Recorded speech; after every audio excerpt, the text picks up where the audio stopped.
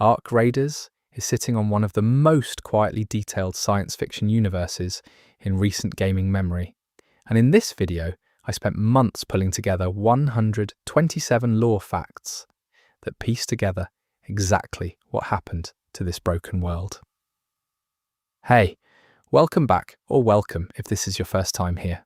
I put this video together because Ark Raiders is one of those games where the lore is completely embedded in the environment and the item descriptions and the NPC dialogue, and nobody has really assembled it all in one place in a format you can just sit with for a while. The specific choice I made when putting this together was to lead with the human side of things and work outward toward the machines, rather than starting with the Ark themselves, because I think the people make the machines make sense and not the other way around. A few things get reordered from how the game presents them, but the picture it gives you is clearer for it. Before I move forward, I'm counting on you to support my channel by clicking that tiny subscribe button so that we can spread these amazing videos to folks like you around the world. Thank you. Now let's get into it. Chapter 1. The World Before Ark Fact 1. The world of Ark Raiders is not a distant planet or an invented civilization built from nothing. It is Earth. Our Earth. You can feel it in the architecture, in the street signs half buried under decades of debris, in the way certain landscapes carry the faint memory of what they used to be. The lore suggests that the events of Ark Raiders take place far enough in the future that several generations have been born into the new reality, but close enough to our own timeline that the old world is still present everywhere, still grieved, still argued about. When you walk through the surface zones in Ark Raiders, the ruins are specific. They are not generic post-apocalyptic scenery. They are the ruins of something recognizable. A building that was once an office, a road that was once a commute, a park that was once someone's afternoon. The lore does not belabor this. It does not spell it out in large captions. But it is consistent and deliberate, and if you pay attention, the world builds up into something that feels genuinely weighted. The time gap between the old world and the present of the game is left somewhat ambiguous, which is a choice that rewards multiple readings. If it happened recently enough, then the people underground include people who remember the surface firsthand. If it happened longer ago, then the surface exists only in second-hand accounts and recovered records. The lore suggests a mixture of both, which is part of what gives the underground community its particular texture. Some people remember, most do not. What this does for the emotional register of the game is significant. The world is not alien, it is recognizably ours, transformed. That transformation is the story. Everything that happened to Earth, everything that drove people underground, happened to a world that was in the process of being something. Not a perfect world, not a particularly safe or just world, but a functioning one, with all the mess and potential that implies. The ruins you walk through on the surface are not the ruins of a golden age. The lore is careful about this. It does not romanticize what was lost. What was lost was complicated, flawed, and fully human, which is precisely what makes its loss mean something. A perfect world being destroyed would be a tragedy. This world being destroyed is something closer to a wound. The lore sits with that distinction. Fact 2. Before the Ark arrived, the lore points toward a world that had made significant advances in aerospace and orbital infrastructure. Humanity had expanded its reach beyond the atmosphere in meaningful ways. Space stations, manufacturing platforms, research outposts, large-scale satellite networks. The exact nature of what was in orbit before the Ark descended is left deliberately incomplete in the lore, but the references to it are consistent enough that the broad outline is clear. This orbital presence is not background flavor. It is central to understanding what the Ark actually are and where they came from. The lore is careful not to connect those dots explicitly in most of its fragments, but the cumulative weight of the references points strongly toward the orbital infrastructure being the key. Whatever the Ark are, whatever they came from, the orbit of Earth before the retreat is relevant to understanding it. That connection is one of the law's most carefully guarded threads. The specific nature of the orbital infrastructure is described in scattered ways across item text and environmental details. Some fragments suggest large-scale manufacturing capability. Others reference research functions. A few describe platforms with ambiguous purposes, which in the context of the law's broader suggestions is itself suggestive. The underground community's researchers know that there was a great deal of human-made machinery in orbit before things went wrong. What they do not know, or cannot fully agree on, is exactly what it was doing. The law treats this orbital heritage with a kind of gravity that goes beyond simple backstory. The things that humanity built in space are not irrelevant to the present situation. They are, the law strongly implies, directly relevant to the present situation. Understanding them is part of understanding the Ark, and understanding the Ark is part of understanding whether there is a path forward that is better than the current arrangement. The particular timing of the orbital expansion relative to what happened next is something the law references indirectly. The expansion was ongoing. It was not complete. Things were being built, developed, tested when something changed. Whether that something was a design failure, an accident, or a deliberate act is the kind of question that the law holds open in a way that feels purposeful rather than unfinished. Fact 3. The pre-Ark world was not a utopia. Multiple law fragments and recovered documents make this clear, in ways that feel important rather than incidental. The world into which the Ark descended was under significant social and political strain.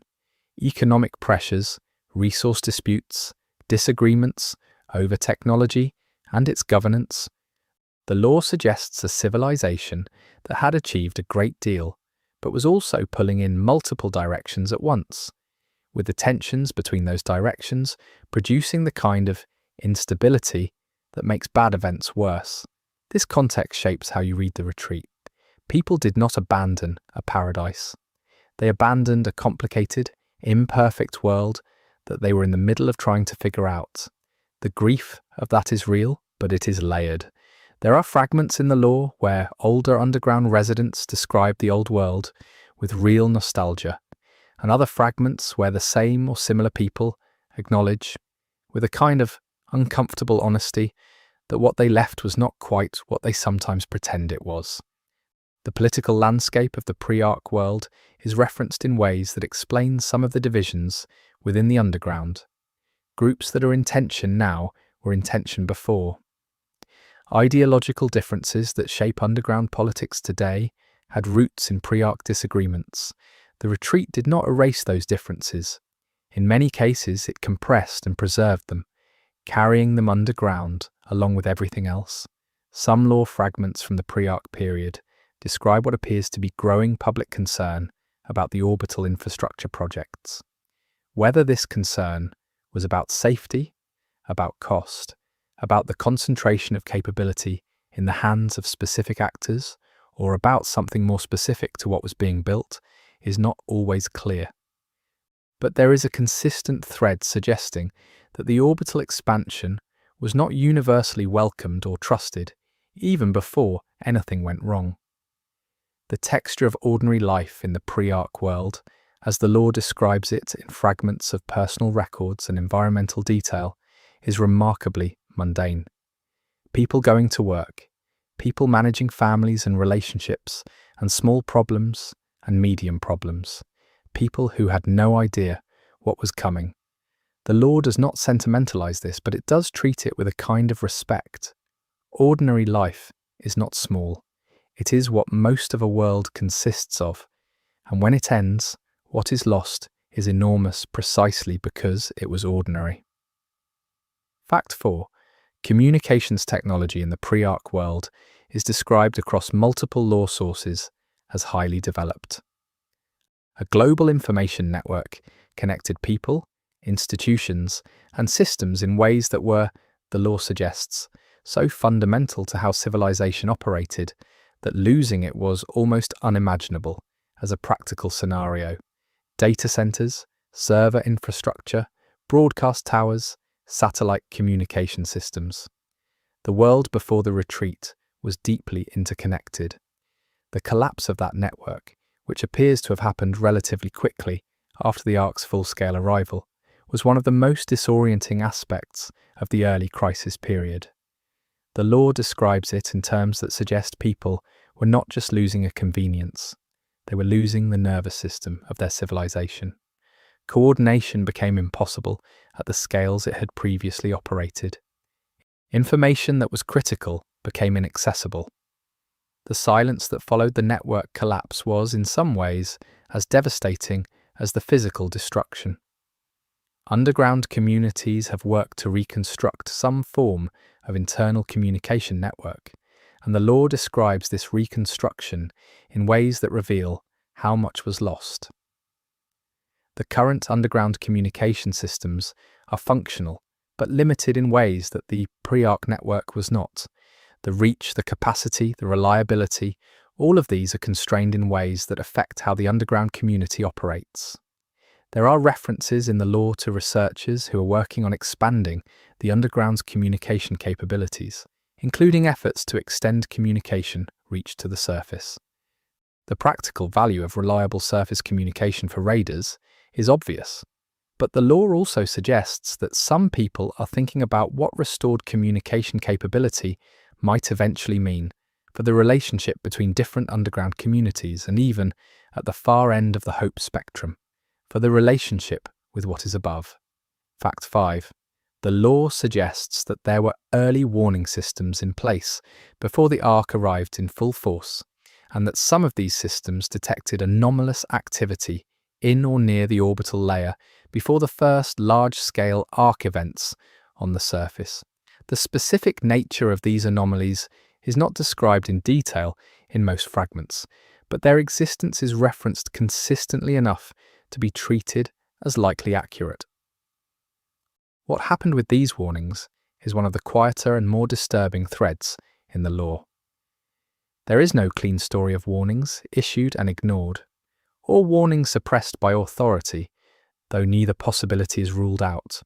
What the fragments suggest is something messier, anomalies that were real but ambiguous, systems that flagged something without being able to say clearly what that something was, decision-makers who received incomplete information and made incomplete decisions with it.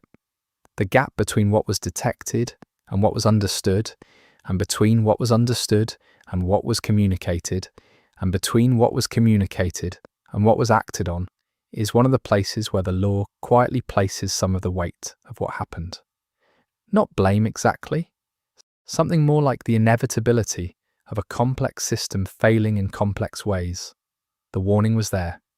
It just was not there clearly enough, at the right time, in the right form, for the right people. Whether better information would have made any difference is something the lore does not try to answer. The scale of what happened suggests that even full and immediate awareness of the threat might not have produced a different outcome. But the question lingers in the lore and in the underground community's discussions of its own history. Could anything have been done differently? The honest answer the lore seems to offer is that we do not know, and may not be able to know. Fact 6. Human institutions in the pre-Ark world, governments, military structures, international bodies, are referenced in the lore primarily through their absence in the present. Post-Ark survivors and their descendants speak of old national identities and political affiliations as things that used to matter, things that shaped who their grandparents were and how they thought of themselves. The lore does not treat these old structures with contempt. It treats them as things that were real and then under pressure were replaced by something else. The collapse of traditional governance structures appears to have been rapid in some places and slower in others. The lore suggests that some military units maintained cohesion through the early Ark period and became the foundations of organizational structures that are still relevant in the underground. Others fragmented quickly once command chains were disrupted. The variation in how institutions responded to the Ark is one of the factors that explains the variation in how different underground communities developed. The transition from pre-Ark governance to underground governance is described in the law as a period of significant conflict and improvisation. The people who ended up in positions of authority in the early underground communities were not always the people who'd been in authority before. In some cases, the pre-existing hierarchies reasserted themselves. In others, the chaos of the retreat period created openings for new kinds of leadership. The underground politics of the present are in many ways still negotiating the outcomes of that period. There are references in the law to attempts to maintain formal continuity with pre-Ark legal and governmental structures, at least symbolically, in the early underground period. Some communities apparently invested significant energy in preserving institutional identities and frameworks, even when the practical functions of those institutions were substantially reduced. The law treats this neither as admirable continuity nor as hollow pretense. It treats it as a human response to loss, complicated by the practical realities of the situation. Fact 7. Architecture from the pre-Ark world is still visible on the surface and throughout environmental storytelling, and it tells a story of its own that runs alongside the explicit law. Some structures are substantially intact, others are partially demolished or repurposed by Ark activity. A few show evidence of deliberate human intervention after the Ark arrived, but before the full retreat underground. Barricades, reinforced entry points, storage arrangements that suggest people were thinking about duration. These fortified structures are some of the most interesting physical evidence on the surface. They represent people who did not immediately accept that going underground was the only option. They were trying to hold ground. The law does not romanticize this. Some of these attempts ended badly, in ways that are legible in the evidence left behind. Others appear to have served their purpose for a time before eventually being abandoned, for reasons that are not always clear. The range of surface structures speaks to the variety of responses to the Ark's arrival. There was no single human reaction. Some people fled immediately. Some barricaded and prepared for a siege. Some continued operating as if the situation might normalize.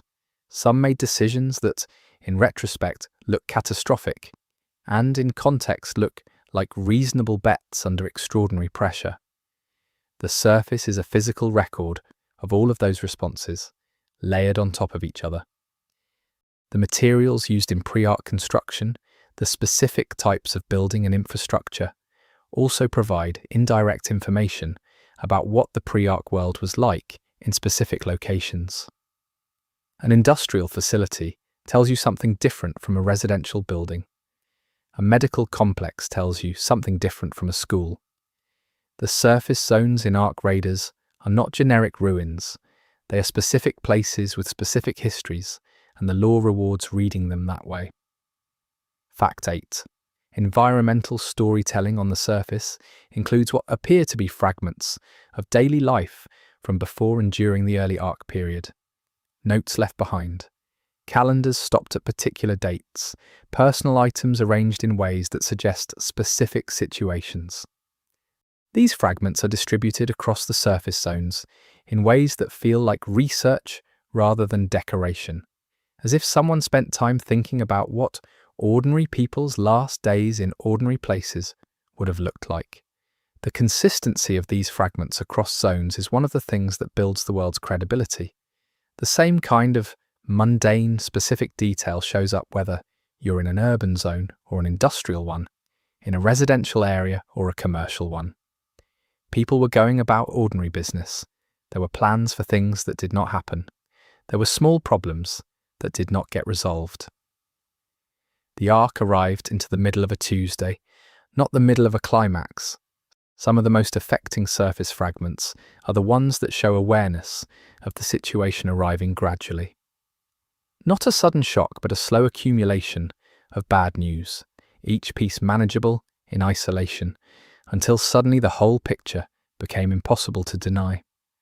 The law suggests that the subjective experience of the early Ark period was one of increasing alarm that still, for many people, came too late to make a practical difference to their options. The personal items left on the surface represent one of the law's most sustained arguments about what was actually lost. Not civilization in the abstract, not progress. Specific people's specific lives. The photo that was not taken with. The meal that was not finished. The errand that was not completed. The law asks you to hold those details alongside the big picture, and doing so changes the texture of how the big picture feels. Fact 9. The natural world in the pre-Ark period is referenced in the law in ways that suggest it was already under significant pressure. The environment that the Ark descended into was not a pristine wilderness. It was a world that had been substantially modified by centuries of industrial activity, with the consequences of that modification still playing out in terms of climate, biodiversity, and ecosystem function. The Ark did not land on a healthy planet. They landed on a stressed one. This context is not incidental. The surface world that Raiders move through is the product of layers of human and Ark influence, not simply Ark activity alone. The law is careful to acknowledge this. Some of what looks like Ark-caused damage to the surface environment is actually the continuation or acceleration of trends that were already underway before the retreat. Sorting out what the Ark did from what was already happening is one of the genuinely difficult questions in understanding the current surface world. The interaction between the Ark's activity and the pre-existing environmental conditions is described in law fragments from researchers as one of the more complex aspects of studying the surface. The Ark did not simply destroy the natural world. They interacted with it, modified it, and in some areas appear to have inadvertently created conditions for certain ecological processes that were not possible before. The surface is neither dead nor what it was. It is something new, shaped by everything that happened to it. Surface vegetation, which is present and in some zones surprisingly robust, reflects both the ecological recovery enabled by the absence of human industrial activity and the specific modifications introduced by Ark activity. The law suggests that experienced surface researchers and raiders have developed real knowledge of what to expect in terms of vegetation patterns in different zones, and that this knowledge has practical value for navigation and for understanding Ark activity patterns. The law's treatment of the natural world is one of the places where the broader themes of the Ark Raiders universe become most legible without being stated directly. A world where the natural environment is already under strain when disaster arrives, where the aftermath of human activity is layered into the landscape alongside the aftermath of the Ark, is a world that is asking a quiet question about cause and consequence that the law leaves for you to sit with. Chapter 2, First Contact, Fact 10. The arrival of the Ark was not a single dramatic event. The law is consistent on this point, and it is one of the details that distinguishes Ark Raiders' world building from more conventional post-apocalyptic frameworks. The Ark came in stages, gradually, and the early stages were ambiguous enough that the appropriate response was genuinely unclear. Some fragments describe the very first Ark activity as being small-scale, localized, and easy to misidentify. Those early incidents are described with a kind of unsettling normalcy. Something landed here. Something was behaving strangely there. Reports were filed. Assessments were made. Conclusions were drawn that in retrospect were wrong, but that were reasonable given the information available at the time. The law does not mock these early responses. It treats them as the product of people doing their best with incomplete information in a situation that had no precedent. The escalation from small-scale incidents to the large-scale Ark presence that forced the retreat underground appears to have happened over months, rather than days. There was a window, the law suggests, during which the outcome was not yet determined, during which different choices might have produced different results. Whether that is true, whether any intervention during that window would actually have changed the outcome, is something the law leaves genuinely open. The gradual escalation produced a particular psychological situation for the people living through it. Each new Ark incident could be processed as a manageable event, rather than a sign of something systemic, until enough incidents had accumulated that the pattern was impossible to ignore. That process of accumulated evidence eventually breaking through denial is one of the more psychologically accurate things the law depicts, and it gives the early period a quality of tragedy that pure, sudden catastrophe would not have. By the time the full scale of the Ark presence became clear to most people, the window for large-scale organized response had substantially narrowed. The law suggests that some actors, governments, military planners, certain researchers, understood the situation earlier and began making preparations that benefited some people and not others. This is not presented as conspiracy so much as the inevitable consequence of information being distributed unequally in a complex society under pressure. Fact 11. The direction from which the Ark came is clearly established in the law. They descended from orbit, from the layer of space infrastructure that humanity had constructed over decades. This is not presented as a revelation or a twist within the law itself.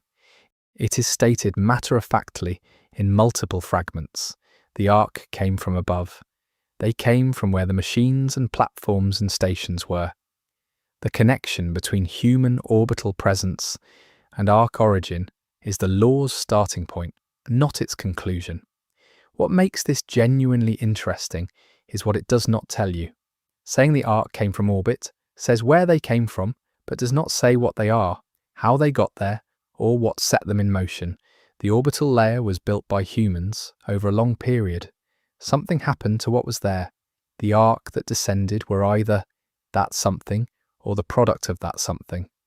Those are different scenarios with different implications, and the law holds both possibilities open while building toward an interpretation.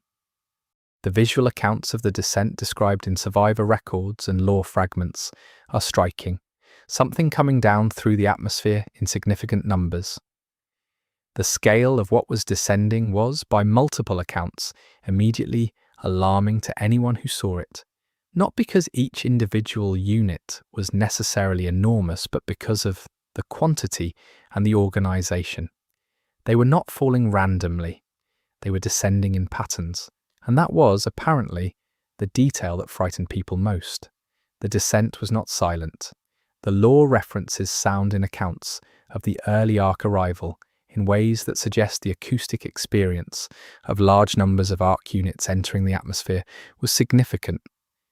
Whether this is described with scientific precision or in the more emotional terms of survivor memory depends on the fragment, but the consistency of the detail across different types of sources suggests it is accurate rather than embellished. The geographic distribution of the initial descent is referenced in the law in ways that suggest it was not random. The Ark did not simply drop uniformly across the Earth's surface. The early concentrations of Ark activity correlate, at least in the available fragments, with the locations of significant infrastructure. Industrial centres, transport hubs, areas with high concentrations of specific materials or specific types of human-made systems. This was not a coincidence. The law suggests the Ark knew or was programmed to know where to go. Fact 12. The first Ark units to reach the surface were, according to multiple law fragments, manageable by conventional means. Smaller than what came later, individual units could be destroyed with standard weapons. The early military and civilian responses to the first Ark encounters were, in some cases, successful at the individual encounter level. The problem was never that a single Ark machine was unbeatable. The problem was everything else about the situation. The numbers were significant from early on. Not individually overwhelming in small encounters, but cumulatively impossible to address through conventional attrition. For every machine destroyed, more were available. The Ark did not appear to grieve losses or alter fundamental behaviour in response to them. They continued operating. They continued advancing. The conventional military logic of attrition, of wearing down an enemy until they could no longer sustain operations, did not apply to the Ark in any recognisable way. There was also the question of consistency. Human military operations require logistics, supply chains, personnel management, communication networks, political will. The Ark did not appear to require any of these things in the same way. They operated as long as there was something to do, in conditions that would have made human operations impossible. Weather, darkness, terrain, the absence of conventional support, none of these appeared to significantly affect Ark activity in the way they would affect human forces. The early encounters with Ark machines also revealed something that would prove consistently true. They were not chaotic. The machines did not act randomly or frenetically. They acted with a kind of patient, systematic purpose that made them genuinely frightening in a way that could be hard to articulate to someone who had not experienced it. They were not angry. They were not panicked. They were doing something, and they were going to keep doing it. What they were doing in those early encounters was the subject of immediate analysis and significant disagreement. Attacking was too simple a description. They were doing something to the places they reached. Processing, in some sense, working on the environment in ways that were not immediately intelligible. The confusion about the nature of early Ark activity is documented in lore fragments that describe observers trying to make sense of machine behavior that did not fit available frameworks. Fact 13. The primary behavior of Ark machines, from the earliest documented contact points toward resource extraction as the central operational directive. They were not, the lore suggests, primarily trying to destroy humanity.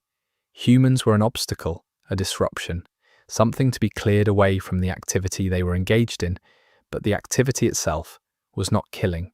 The activity was gathering, processing, moving material from one form to another, from one place to another.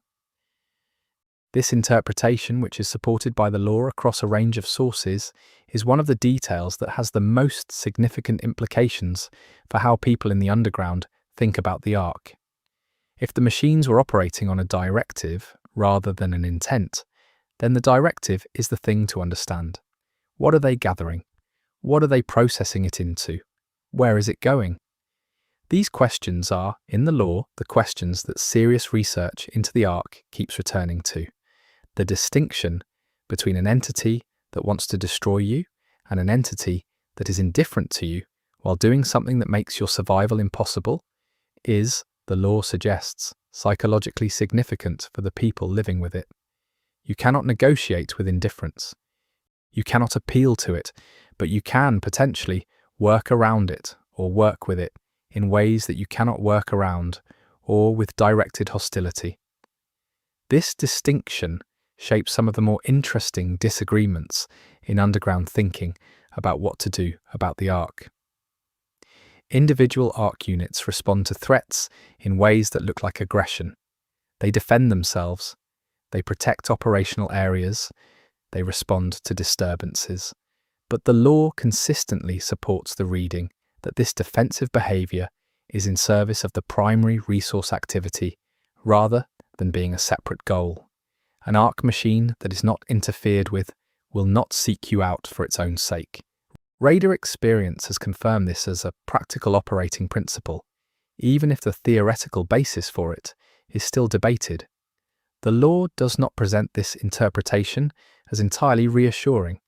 There is something deeply uncomfortable about a presence that is not malevolent, but is still incompatible with human survival in the same space. Malevolence implies a relationship, a recognizability, a shared framework of meaning. Indifference does not. The Ark, in the lore's framing, is not an enemy in the human sense. It is a process, and processes can be harder to deal with than enemies. Fact 14. The first underground shelters were not purpose-built survival facilities. The lore is consistent and explicit on this. They were opportunistic, basements of structures that provided cover, pre-existing tunnel systems, mines that offered depth, transit infrastructure that offered extent. The people who created the first underground communities were not following a plan. They were using what was available under the worst possible circumstances. The conditions in the early shelters were extremely difficult, as the law describes them. Overcrowded, under-resourced, with inadequate systems for the basic requirements of sustaining a large population underground. Food, water, air quality, waste management, all of these were challenges that were being improvised around rather than systematically addressed. The early underground period is described in survivor accounts as a period of both remarkable human ingenuity and significant, painful failure. The engineering and infrastructure that characterizes the current underground communities came later, built on top of and around those early improvised structures. Traces of the improvisations are still visible in the underground, in corridors that are slightly wrong for their current purpose, in junctions that make more sense in terms of what was available than what was needed, in the way different sections of the underground have different character that reflects different origins and different histories of construction. The social structures that formed in those early shelters were equally improvised. Whoever happened to be present, whoever had useful skills, whoever had the personality or the authority or the luck to coordinate became the foundation of whatever organization developed. Some of these early formations were functional and became the seeds of lasting community structures. Others were dysfunctional and created problems that took years to work through. The range of outcomes reflects the range of circumstances and the range of people. The memory of those early shelters is held differently by different parts of the underground community. For some, the early period is a story of survival against the odds, a founding narrative that gives meaning to the present. For others, it is a story of losses that did not have to happen, of failures that should not be forgotten or glossed over. The law holds both of these without choosing between them, which is one of the things that makes the underground feel like a real place rather than a backdrop. Fact 15. Military responses to the Ark in the early period are documented in the law in ways that describe them as meaningful, but ultimately insufficient. Conventional military capability could and did inflict real damage on Ark machines. Individual units were destroyed in significant numbers. Areas of Ark activity were disrupted, delayed, sometimes temporarily pushed back. None of this translated into a strategic result that changed the overall direction of events. The attrition problem was fundamental. A military force is a finite resource. It requires personnel, equipment, supply chains, and institutional continuity, all of which are vulnerable to sustained disruption. The Ark did not appear to be a finite resource in the same way. The volume of machines and the apparent capacity to produce or introduce more meant that the military math never resolved in humanity's favour over a sustained period. What the military operations of the early period did produce, according to the law, was time. Time for communities to organise. Time for knowledge to develop about Ark behaviour and vulnerability. Time for underground infrastructure to be built and expanded. The fighters who held surface positions through those early years were not fighting a winnable battle. They were buying time, and the law acknowledges in the accounts of that period what that cost. The remnants of military organisation in the current underground are not a dominant force, but they are a real one. Former military personnel and the organisational cultures they carried underground are part of the factional landscape. Some of these groups maintained their institutional identity through the retreat and into the underground period. Others merged with civilian structures. The diversity of outcomes reflects the diversity of circumstances and choices in that early period. There are accounts in the law of specific military operations from the early Ark period that are treated within the underground community as historically significant. Actions that bought particular communities the time they needed. Defences of specific positions that made specific retreats possible. These events are remembered in ways that vary by community, celebrated in some places, mourned in others, contested in a few. The military history of the early period is part of the Underground's living historical argument about itself. Fact 16. The law includes references to attempts made during or shortly after the initial Ark arrival to communicate with the machines. These attempts are described in fragments that do not all agree on the details, which may reflect the fragmentary nature of the historical record rather than inconsistency in what actually happened. What is consistently suggested is that some people, whether official bodies or independent researchers, believe that the machines might be responsive to some form of signal or communication. The logic behind these attempts is legible in the law, even if the attempts themselves are described briefly. If the Ark were technological systems, and if technological systems are designed by entities capable of intentional communication, then somewhere in the Ark might be something that a signal could reach. The attempt to communicate was an attempt to reach whatever or whoever was behind the systems. Whether that was naive depends on your reading of the broader law, and the broader law is careful not to resolve it. The outcomes of these communication attempts are, in the law, deliberately ambiguous. There is no clear record of a response, but there is also no clear record of total silence. A few fragments describe anomalous Ark behavior following communication attempts that could be interpreted as a response, or could be coincidence, or could be exactly the kind of pattern seeking that minds under stress are prone to. The law does not tell you which interpretation is correct. This ambiguity is itself significant. If the law simply said that communication attempts produced no results, the reading would be clear. By leaving it open, it holds the possibility that something happened. That possibility, however unconfirmed, is part of what some underground researchers are still pursuing. The idea that the Ark might be reachable is not dead in the law. It is dormant, waiting for someone to ask the question properly. Fact 17. The movement of people from the surface to the underground was, the law makes clear, not a managed evacuation. It was a series of individual and small group decisions made under pressure at different times, with different information and different resources. The word retreat implies more organisation than the historical record, as preserved in the law, actually supports. What happened was messier, more painful, and more varied than any single narrative captures. Some people left early, before conditions forced them to, and had time to bring meaningful resources. Some left in organised groups with specific destinations in mind. Many left in circumstances that were much less controlled, running ahead of advancing Ark activity, losing people along the way, arriving underground with less than they started with. The law preserves fragments from across this spectrum, and the variety of experiences it documents is one of the things that makes the underground community as complex as it is. The decision to leave is described in personal fragments from the period with a particular emotional quality. Leaving your home is not a tactical calculation, it is a rupture. Even when the decision is clearly the right one, even when staying longer would have meant death, the act of leaving carries a weight that does not dissolve in the survival that follows it.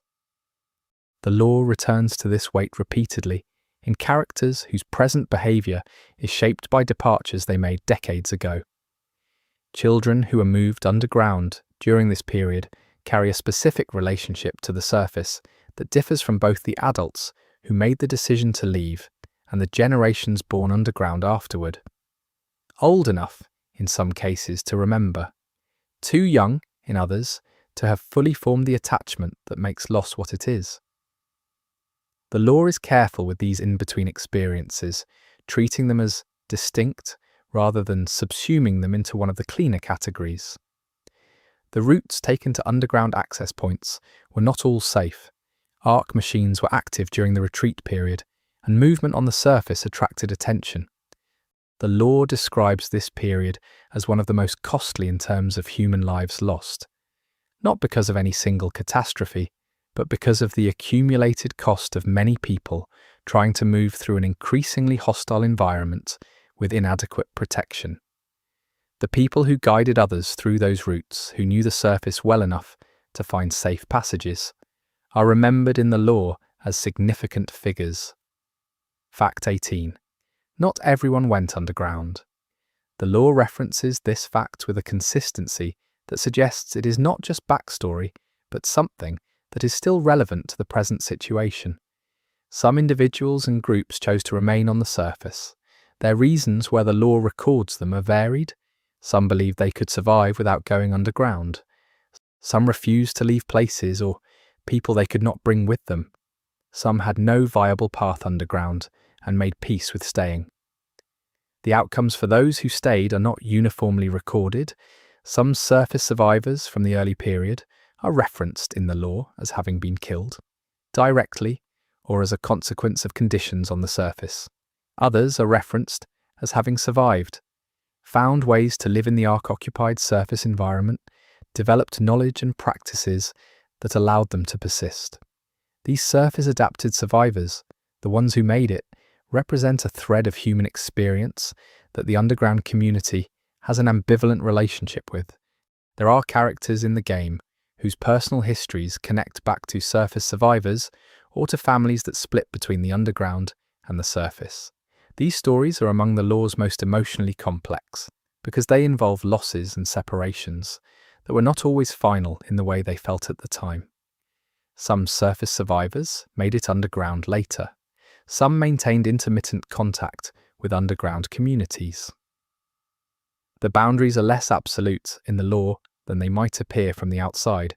The knowledge that surface-adapted survivors developed is, in the law, treated as a specific and valuable form of expertise.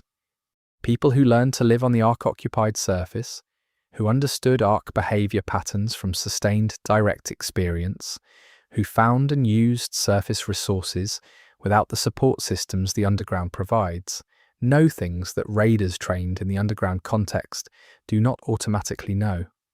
The law suggests that this knowledge has, in various ways, influenced how raider practice developed. Chapter 3. The Great Retreat. Fact 19. The phrase "the Great Retreat" appears in the law as a label that some underground communities use for the period of movement from surface to underground. But the law also notes that this phrase is not universally accepted or used. For some communities, particularly those whose experience of the period was more fragmentary or more painful than the phrase implies, giving it a name at all feels like a kind of false coherence. The disagreement about what to call it reflects deeper disagreements about how to understand it. The communities that use the phrase tend to use it in a way that emphasizes collective action and shared experience. A retreat implies a decision, a direction, a coordination. For these communities, framing the period that way serves the purpose of giving it a narrative shape that makes it possible to pass on to younger generations as part of an identity-forming history. We retreated, we survived, we built what we have now. The shape of that story matters to how a community understands itself. Communities that resist the phrase tend to emphasize what was lost rather than what was preserved. From their perspective, calling it a retreat is a way of downplaying the scale of the failure, of the decisions that were not made in time, of the people who were left behind. The phrase implies a controlled, purposeful movement. The reality was, for many people, neither controlled nor purposeful. It was survival, sometimes barely. This tension around naming and framing is one of the ways the law engages with the question of historical memory and what it is for. History does not just record what happened, it shapes how a community understands what it is and what it can do. The argument about what to call the retreat period is, at its root, an argument about what kind of community the underground wants to be and what relationship it wants to have with its own past. The law does not resolve this argument, it preserves it. Both framings have something true in them. Both omit something important. The tension between them is productive, in the sense that it keeps the question open, rather than settling it into a story that everyone accepts without further thought. In the underground, where the past is still close, and the people who lived through it are still present, keeping the argument alive may be more honest than resolving it. Fact 20. The timing of the transition underground varied significantly across different communities, and the lore suggests that this variation had lasting consequences for how different underground communities developed. Communities that went underground early had time and resources to build more carefully. They could plan their infrastructure, establish better systems, and organize their social structures with at least some deliberateness. The result was communities that, in the present of the game, tend to be more structurally stable. Communities that waited longer before going underground, or that were forced underground in more chaotic circumstances, arrived in worse shape. Less planning, fewer resources, more trauma concentrated in a shorter period. The foundations they built on were less stable, and the effects of those foundations are still visible in the current underground, in social patterns and institutional tensions that have their roots in those early differences of circumstance. Some communities delayed going underground, not from ignorance or denial, but from deliberate calculation. They were waiting for specific conditions, specific resources, specific people. Some of these bets paid off, allowing them to go underground with things that earlier departing communities did not have. Others did not pay off, and the cost of the miscalculation was paid in exactly the ways you would expect. The variation in timing means that the underground is not a community with a single founding moment. Different groups arrived at different times with different histories, and the process of those groups integrating into a larger community has been ongoing and incomplete. The underground in the present of Ark Raiders is not a unified whole. It is a coalition with all the frictions and negotiations that the word implies. The lore treats this history of differentiated arrival as significant for understanding present-day underground politics. When two factions in the underground disagree about something, the lore often suggests that the roots of that disagreement are not purely about the present-day issue. They are also about the different experiences those communities had during and after the retreat period, experiences that shaped values, expectations, and institutional cultures in ways that have persisted. Fact 21. The routes between the surface and underground access points were, during the retreat period, contested and dangerous, and the lore describes them with a specificity that reflects research rather than invention. Ark machines were active during the retreat period, and movement on the surface was not simply a matter of choosing a path and following it. The routes that worked, the ones that got people through, were the product of knowledge, luck, courage, and often the sacrifice of people who held positions so that others could pass. There were people whose specific function during the retreat period was guiding others through, people who knew the surface well enough to find the passages that were passable, to avoid the arc concentrations that were not, to keep groups moving when stopping felt safer, but was actually more dangerous. The lore refers to this type of person with a kind of reverence that is clearly not retrospective invention. They are described as recognized, as important at the time, which speaks to how clear the need was, even in the moment. Some of those guides survived the retreat period and are present in the underground as significant figures. Their knowledge of the surface, accumulated under the worst possible circumstances, is among the most practically valuable expertise in the underground. But the lore suggests that surviving what they survived, and knowing what it cost, has shaped these individuals in ways that make them complicated people to know. They carry the specific weight of knowing who they lost and how. The routes themselves, the physical paths between surface access and underground entry, have a history that the lore tracks. Some routes that were used during the retreat have been subsequently compromised by Ark activity, shifted by changes in the surface environment, or deliberately closed by underground communities for defensive or resource reasons. Others remain in use and have been developed and maintained over the years. The routes are not just practical infrastructure, they are historical artifacts. Communities that controlled access to the best routes during the retreat period gained advantages that translated into influence in the underground. Who could get through and when? Who controlled that access? And what was asked in exchange? These were power relationships that formed under pressure and have not fully dissolved since. The law notes this without making it a simple story of exploitation. In some cases, the control was exercised fairly, given impossible circumstances. In others, it was not. Fact 22. The first underground-born generation is a recurring subject of attention in the law, because their relationship to the surface and to the broader situation is qualitatively different from that of everyone who preceded them. They did not leave anything behind. They did not make the decision to go underground. They arrived there in the sense that they were born into it, and for them the underground is simply where people live. Not a refuge, not a temporary arrangement, not a compromise. Home. The law tracks how this generational difference plays out in practice. Underground-born children ask questions about the surface that surface-born adults sometimes find difficult to answer, because the questions that seem naive are actually asking something real. Why is it not possible to go back? What is actually preventing it? What would need to change? These questions, asked without the emotional weight that older community members bring to the same subjects, sometimes cut closer to useful analysis than the more fraught conversations adults have among themselves. The political implications of this generational shift are noted in the law with care.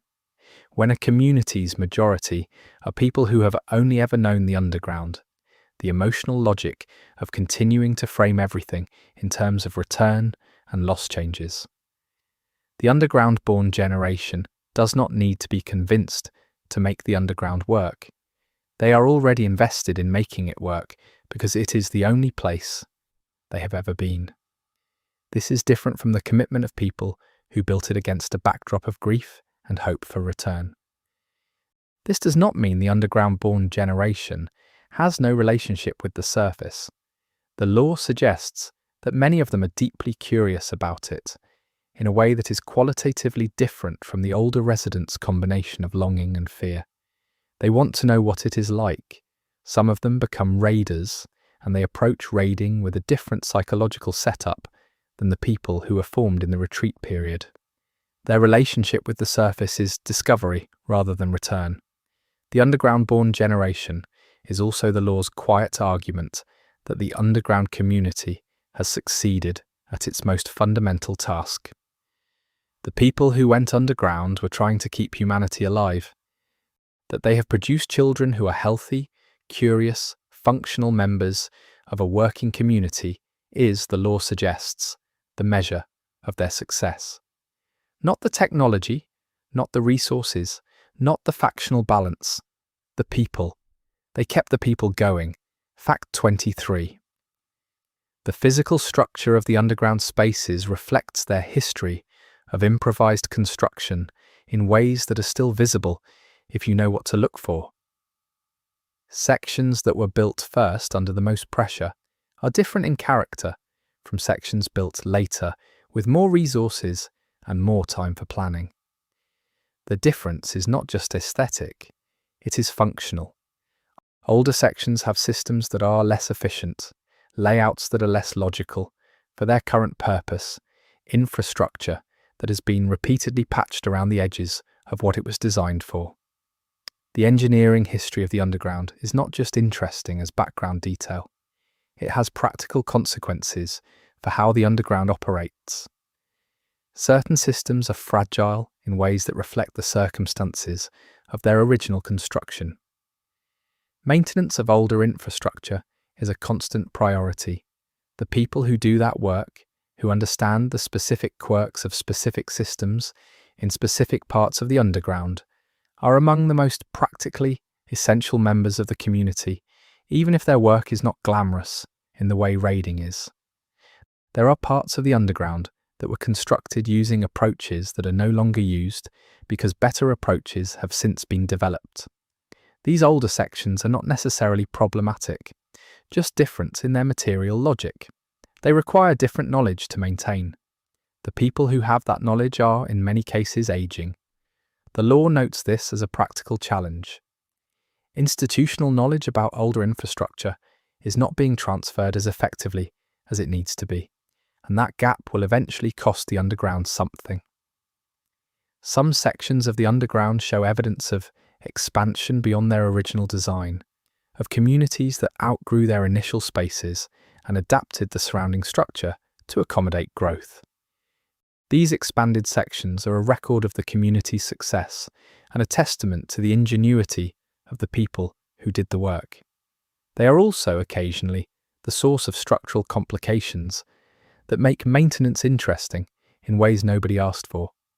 The underground as a whole, when you look at it through the lens of its construction history, is a record of problem-solving under constraint. Every section, every system, every connecting corridor is the answer to a question that someone had to answer in difficult circumstances with limited options. The answers are not all equally good. Some of them are much better than others, but they are all genuine answers, and the underground works because of the accumulated weight of all of them. Fact 24. Food production underground is one of the central challenges of the entire post-retreat period, and the law treats it with the seriousness it deserves. The underground communities could not survive on surface scavenging alone. They needed to produce food internally, consistently, without access to soil, sunlight, or the agricultural infrastructure of the surface world.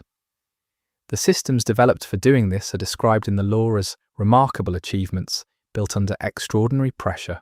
Hydroponic and aeroponic cultivation systems are the foundation of underground food production, as the law describes it. Growing plants without soil, in controlled environments, using carefully managed light and nutrient solutions. These systems were not new technology when the retreat happened. The knowledge and some of the equipment existed. What was new was the scale, the context, and the urgency. Adapting known systems to produce enough food to sustain large underground populations under the conditions of the early retreat was an enormous undertaking.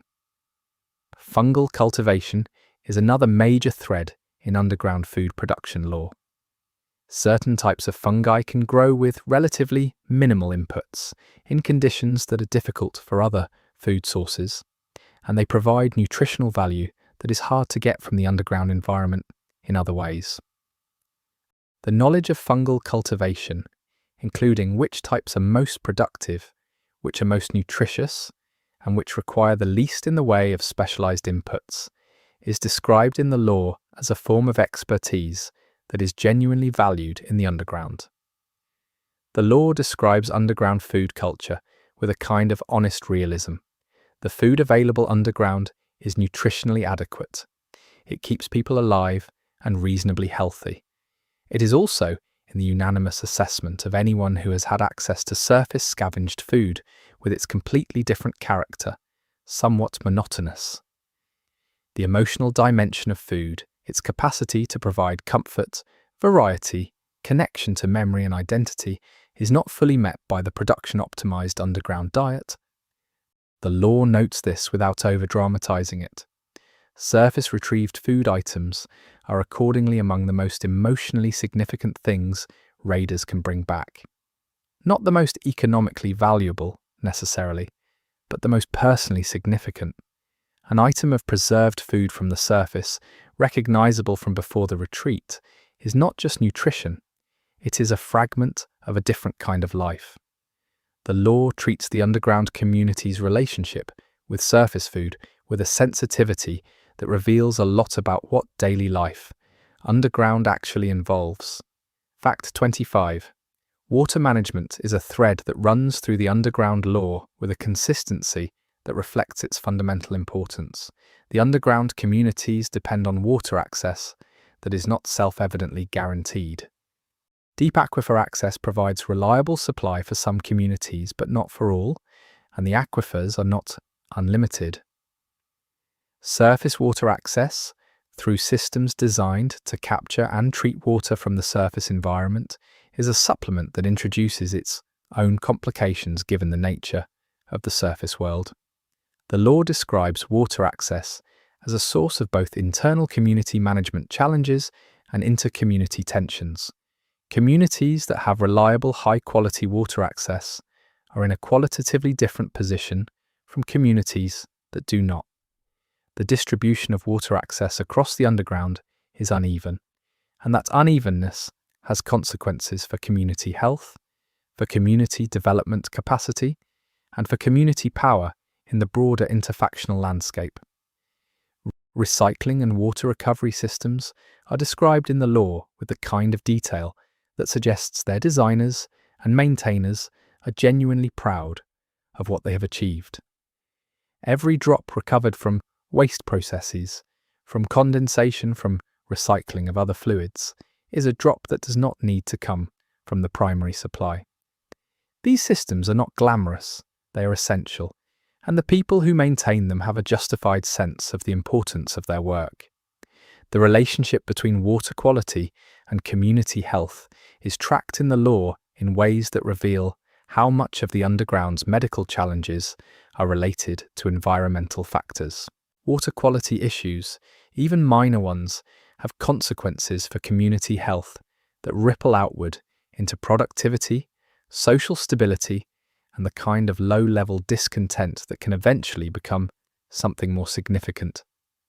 The law notes this as part of the ongoing cost of the underground existence. There are references in the law to past water-related crises in the underground, events where systems failed or supply was disrupted in ways that had serious consequences. These events are remembered differently by different communities depending on whether they were the ones that suffered or the ones that were able to help.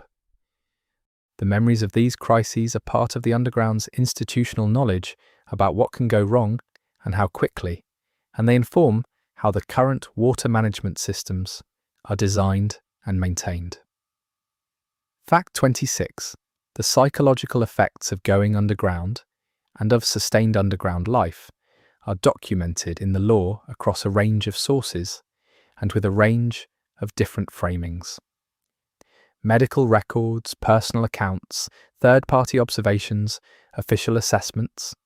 The picture that assembles from these fragments is one of a community dealing with a set of psychological challenges that are genuinely novel and for which there was no established playbook.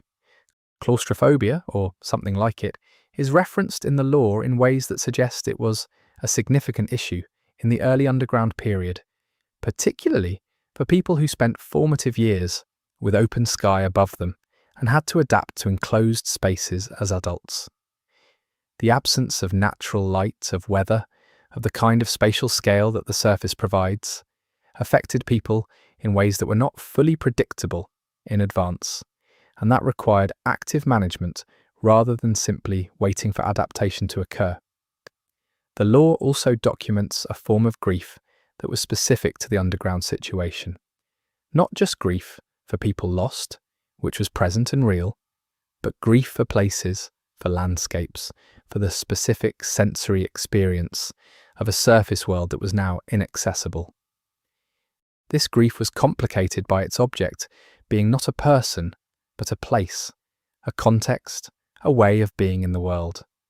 The emotional processing frameworks that existed before the retreat were not perfectly designed for it.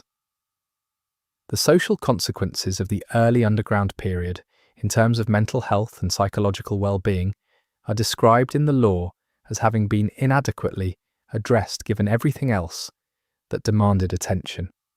The priority, understandably, was physical survival.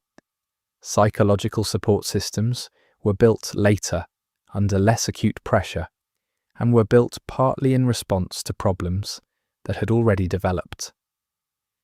The law acknowledges this without placing blame. It simply notes the cost. Current underground communities, as the law describes them, have developed more robust approaches to psychological well-being, informed by decades of experience with what life underground actually does to people over time. There are people in the underground whose specific function is related to mental and emotional support.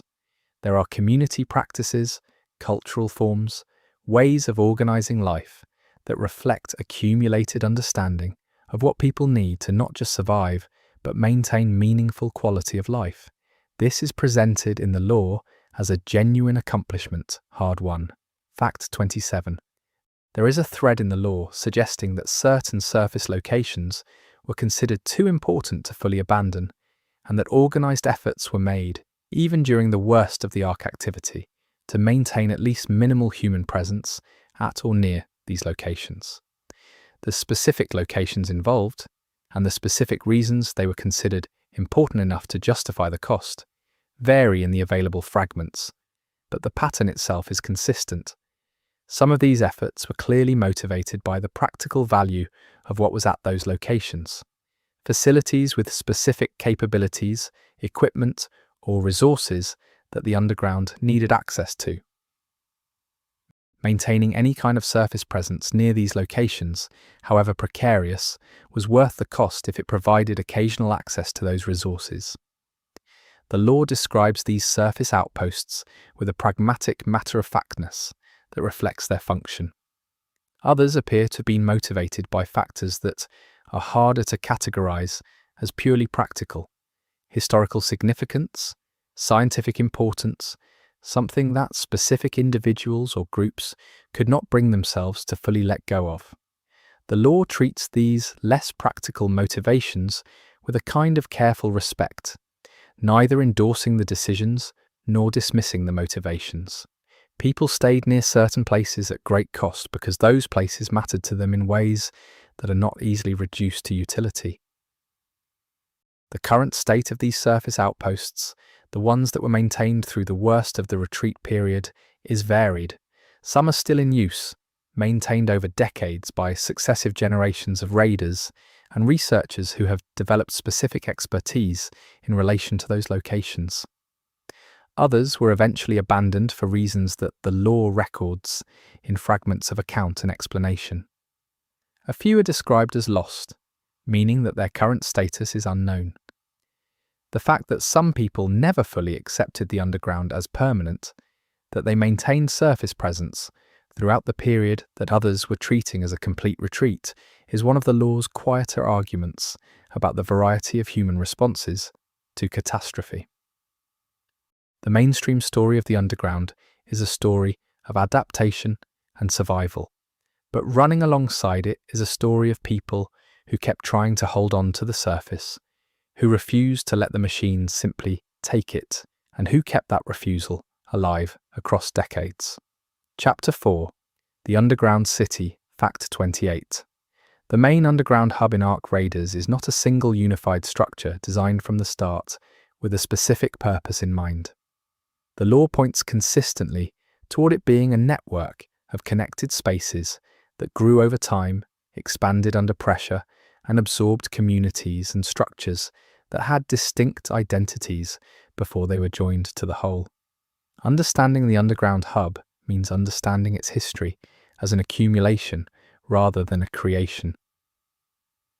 The different sections of the underground reflect different periods of construction and different communities of origin, and these differences are legible in the physical character of the spaces.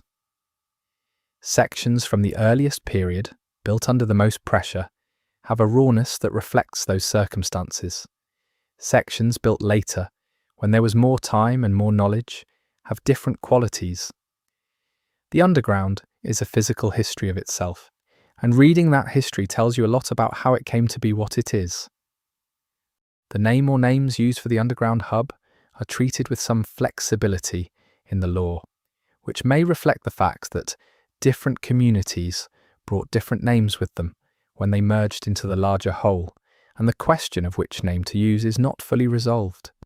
This kind of naming ambiguity is, in the lore's world, a relatively minor version of the larger unresolved questions about collective identity and shared narrative that the underground community is still working through. The hub's relationship to smaller underground communities in the broader network is described in the lore as involving both mutual benefit and ongoing negotiation. The hub has resources and capabilities that smaller communities depend on. The smaller communities have resources and capabilities that the hub needs. The relationship is not purely hierarchical, though the hub's greater scale gives it structural advantages that shape the negotiation. The balance of that relationship is one of the ongoing dynamics of underground politics. The physical extent of the underground hub is significant, the lore suggests, but not unlimited. The challenges of maintaining large underground spaces, of ventilating, supplying, and structurally supporting them, mean that the underground has grown in directions that balance the desire for more space against the cost of creating and maintaining it. The current extent of the hub represents decades of careful, often contested decisions about where and how to expand. Fact 29. The engineering of the underground city is treated in the lore with a kind of reverence that reflects how genuine an achievement it is.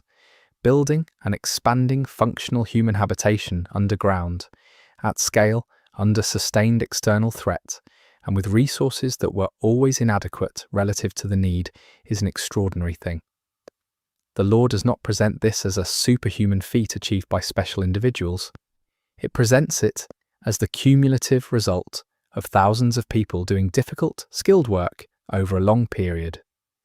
The engineers who designed and built the underground infrastructure are referenced in the lore in ways that suggest they are respected within the community's historical memory, though not always in the most visible way. The visible heroes of the underground community's history tend to be raiders and leaders. The engineers who made the physical existence of that community possible are honoured in more specific ways, in the naming of systems and structures, and in the institutional memory of the technical communities that are their professional descendants. The technical challenges of underground construction are described in the lore with enough specificity to suggest that the game's creators did real research into the subject. Structural challenges, the management of pressure and geology, the prevention of cave-ins and water infiltration. Ventilation, one of the most critical and most difficult aspects of maintaining large underground spaces. Power generation and distribution. The lore treats these as real engineering problems that required real solutions, not just generic post-apocalyptic hand-waving. The materials available for underground construction evolved over the decades. Initially, construction used whatever was available from pre-existing underground structures and from surface salvage. Over time, the integration of Ark materials into the construction palette changed what was possible. Ark materials have properties that make them particularly useful for underground construction in specific applications, and the lore notes how their adoption changed both the scale and the character of what could be built. There are references in the lore to construction projects that failed or that succeeded at a cost that was not anticipated. Underground construction is not uniformly safe or reliable. There have been incidents, there have been sections lost to geological events or to miscalculation or to the failure of systems that were already being operated at the edge of their designed capacity. These failures are part of the underground's history, and the knowledge gained from them has shaped the practices that make the current underground as reliable as it is. Fact 30. Power generation in the underground is one of the most practically significant and lore-rich aspects of underground life. The underground communities need energy for everything they do. Lighting, food production, water management, manufacturing, communication, medical facilities, and the 1,000 other systems that make large-scale underground habitation possible. The sources of that energy and the reliability of those sources shape the quality of life and the political dynamics of the underground in fundamental ways. Geothermal energy is referenced in the lore as one of the primary power sources for underground communities, particularly those built in geologically suitable locations. The heat of the Earth itself, accessed through drilling and managed through engineered systems, provides a power source that is reliable, continuous, and does not require surface access for fuel. The law treats geothermal systems as one of the underground's most valuable assets, while also noting that they require ongoing maintenance and are not immune to disruption. Repurposed arc energy technology is another power source described in the law, and it is one of the more complicated ones. The energy systems in arc machines are significantly more efficient than anything the underground could independently produce, and the knowledge to capture and repurpose that energy, developed over decades of arc study, has been integrated into underground power systems. The law notes the irony of this without dwelling on it. The machines that destroyed the surface world are also powering the underground communities that survived it. Power distribution within the underground hub is described in the law as a system of managed scarcity. There is enough power for the community's basic needs, but not for everything that everyone would want. Decisions about power allocation are therefore decisions about priorities, and those decisions are political in the underground sense. Who gets reliable power for what activities, and under what circumstances power to non-essential systems is reduced to protect essential ones, are questions that the law shows generating real conflict. The section-by-section variation in power reliability within the underground is one of the factors that drives differentiation in underground living standards. Areas with reliable power can develop in ways that power-constrained areas cannot. The distribution of reliable power access is not random. It reflects the history of construction, the priorities of the people who made the relevant decisions, and the ongoing political landscape of the underground. Power infrastructure is not just engineering, it is politics made physical. Fact 31. The social structure of the underground city is one of the things the law takes most seriously, and it is considerably more complex than any simple description captures. It is not a hierarchy in the traditional sense, though hierarchical elements exist within it. It is not a pure democracy, though democratic elements exist within it. It is a layered, overlapping set of authorities, relationships, obligations, and agreements that interact in ways that are sometimes cooperative, sometimes competitive, and sometimes simply confusing. Different groups within the underground have different forms of authority. Some have authority rooted in historical claims, in having been present from the earliest period, and having contributed to the founding of the community. Others have authority rooted in current capability, in controlling essential resources or services. Others have authority rooted in knowledge, in having expertise that the community needs. Others have authority rooted in relationships, in being trusted by a wide range of other actors, in ways that give them influence beyond any formal designation. The formal governance structures of the underground are described in the law as real and functional, but not the complete picture of how power operates. The councils, committees, and designated authorities that exist in the underground do real work. Their decisions have real consequences, but the actual operation of influence in the underground involves informal relationships and reputations that exist alongside and sometimes in tension with the formal structures. Understanding one without the other gives you an incomplete picture. The law suggests that the underground social structure evolved in ways that were not fully anticipated or designed. What exists now is the product of multiple competing groups reaching workable arrangements over time, with the specific form of those arrangements shaped by who had what leverage at what moment. The result works, in the sense that the underground functions. Whether it is just or optimal is a separate question that the law's characters debate. There are moments in the law where the complexity of the underground social structure becomes particularly visible, usually moments of crisis or decision where different authorities and relationships pull in different directions. How these moments resolve or fail to resolve tells you a lot about what the underground actually is underneath its functional surface. The lore tracks several such moments as part of the underground's historical record, and they are some of the most instructive parts of it. Fact 32. The Raiders occupy a specific and somewhat ambiguous social position within the underground city, and the lore treats this ambiguity with real attention. They are essential. The community depends on what they bring back from the surface. The materials, the information, the specific resources that only surface access can provide. This essentialness gives them a form of status that is real and recognized.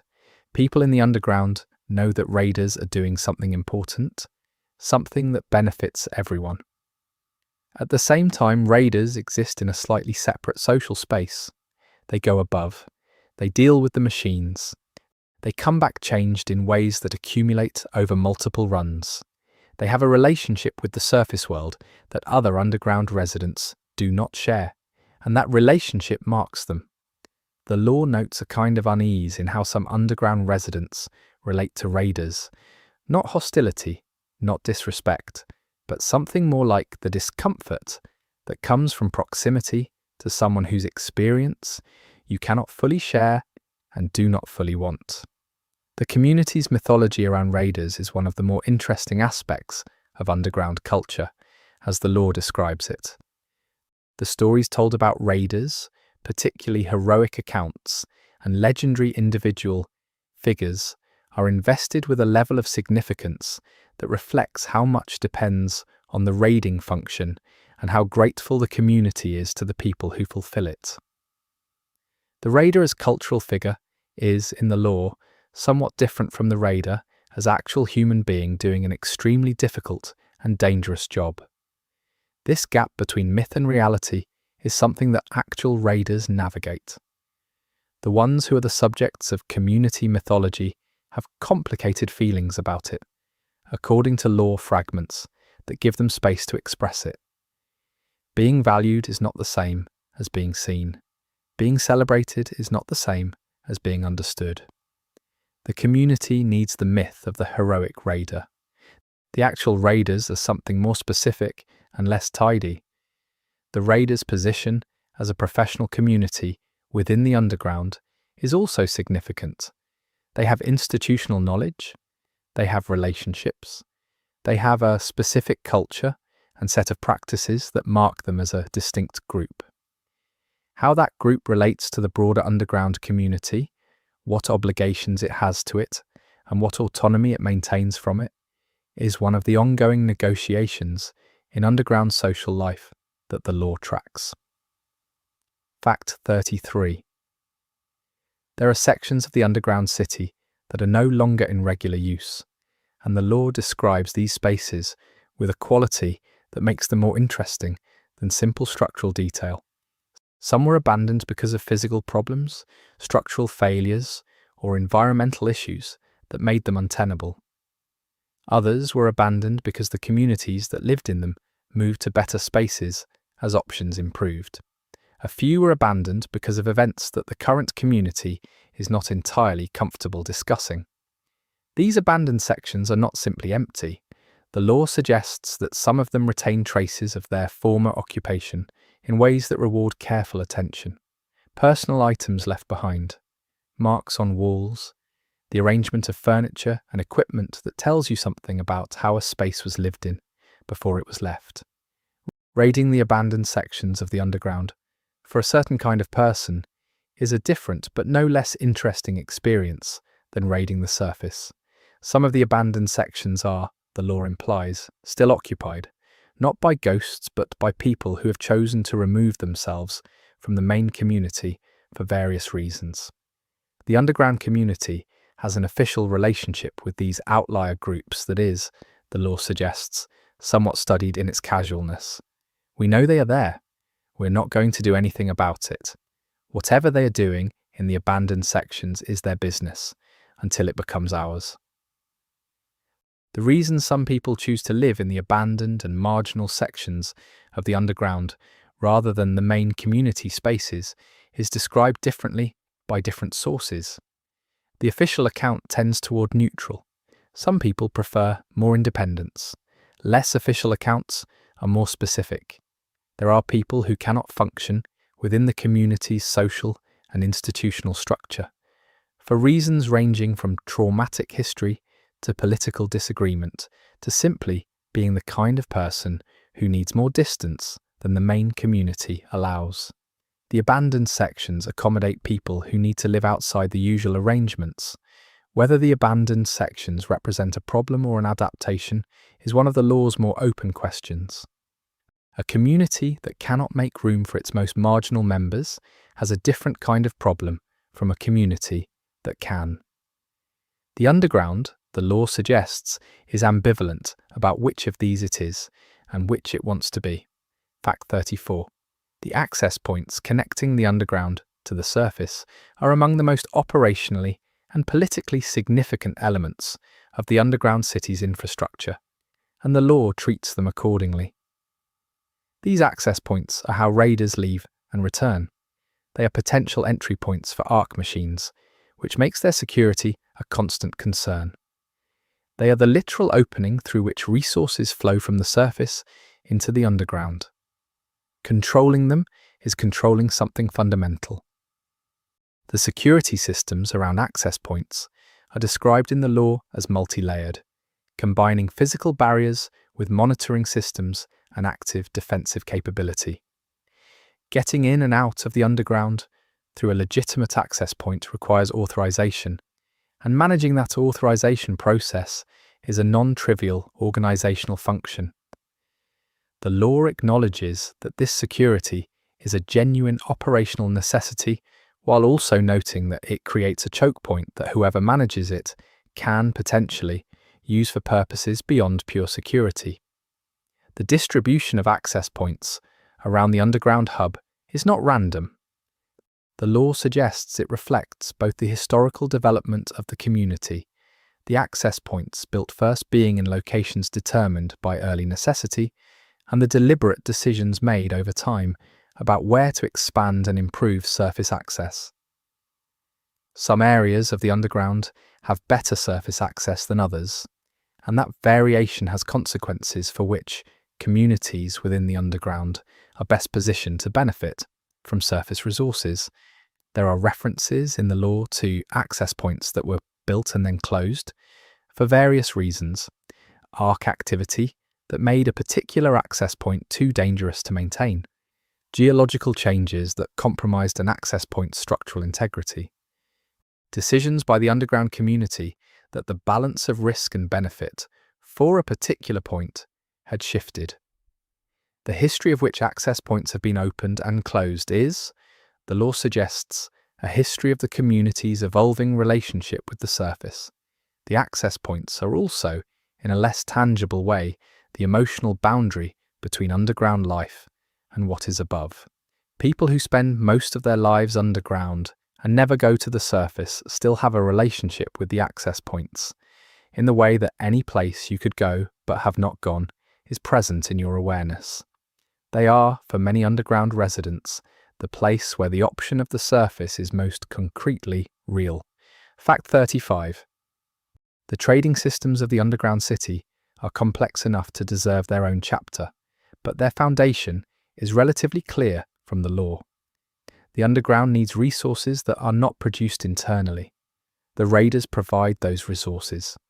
Everyone in the underground depends on what raiders bring back, and that dependency is the economic foundation of raider status and influence.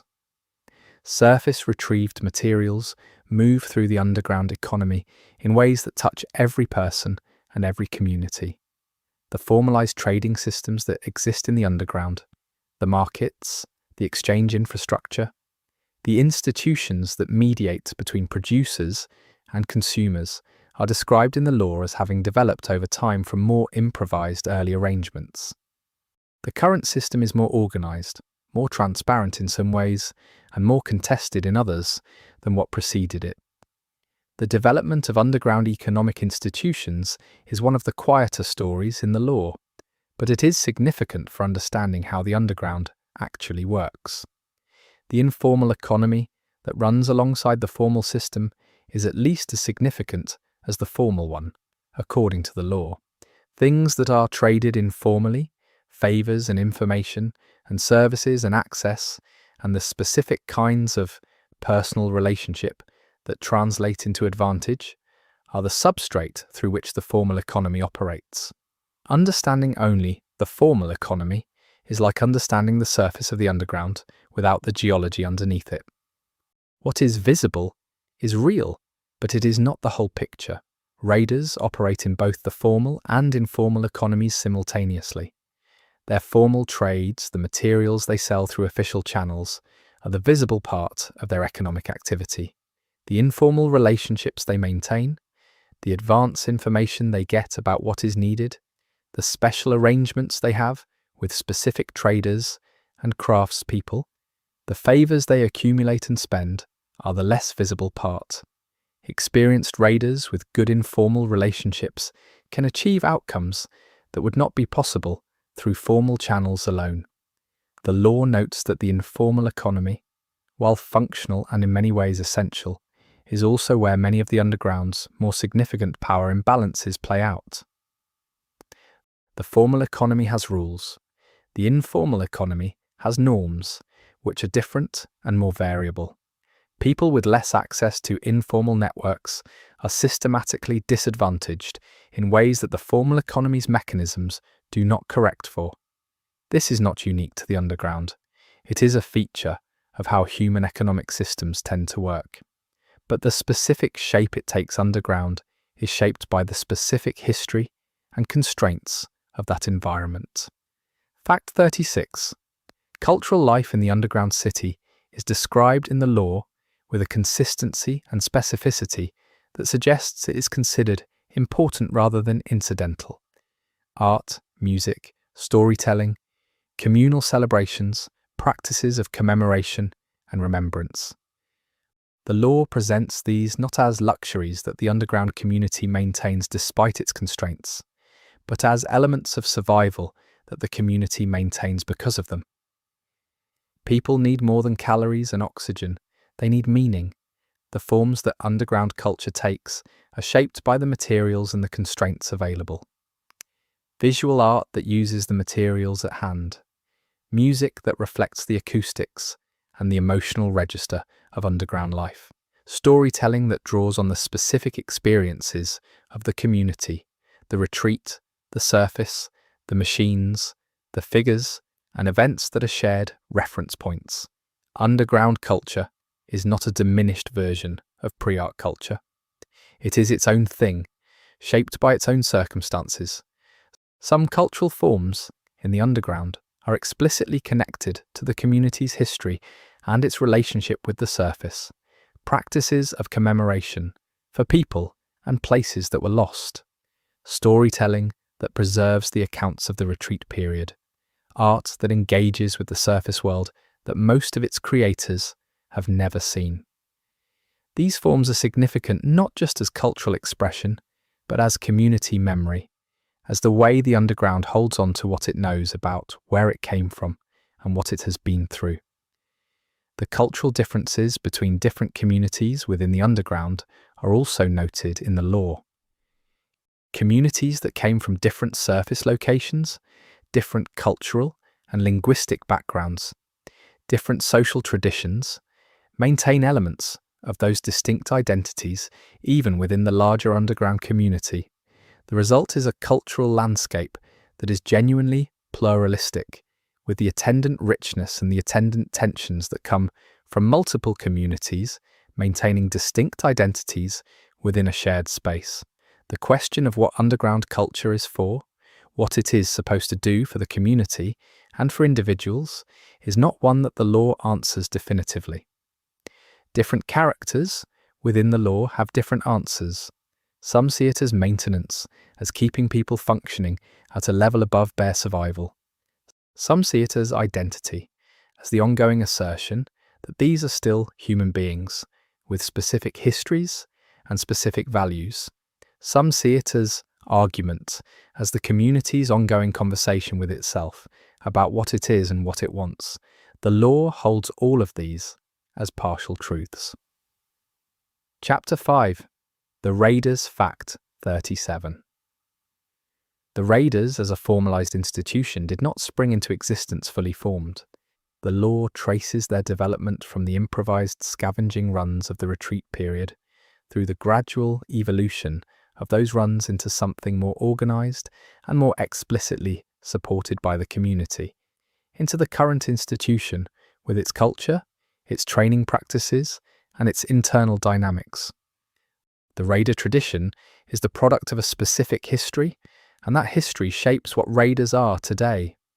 The earliest proto-Raiders were not necessarily operating under that label or within any formal structure. They were people who went back to the surface, often alone or in small informal groups, to get things that the early underground communities needed. Some were former military, some were pre-Ark individuals with relevant surface knowledge. Some were simply people who had more tolerance for the risk than average, or more motivation, or fewer alternatives. They were not recruited, they were self-selecting. The transition from informal individual scavenging to organized raiding happened gradually as the underground communities stabilized and developed enough institutional capacity to support it. The formalization brought benefits, better equipment, community support, shared knowledge, recognized status. It also brought obligations and constraints that purely independent operators had not faced.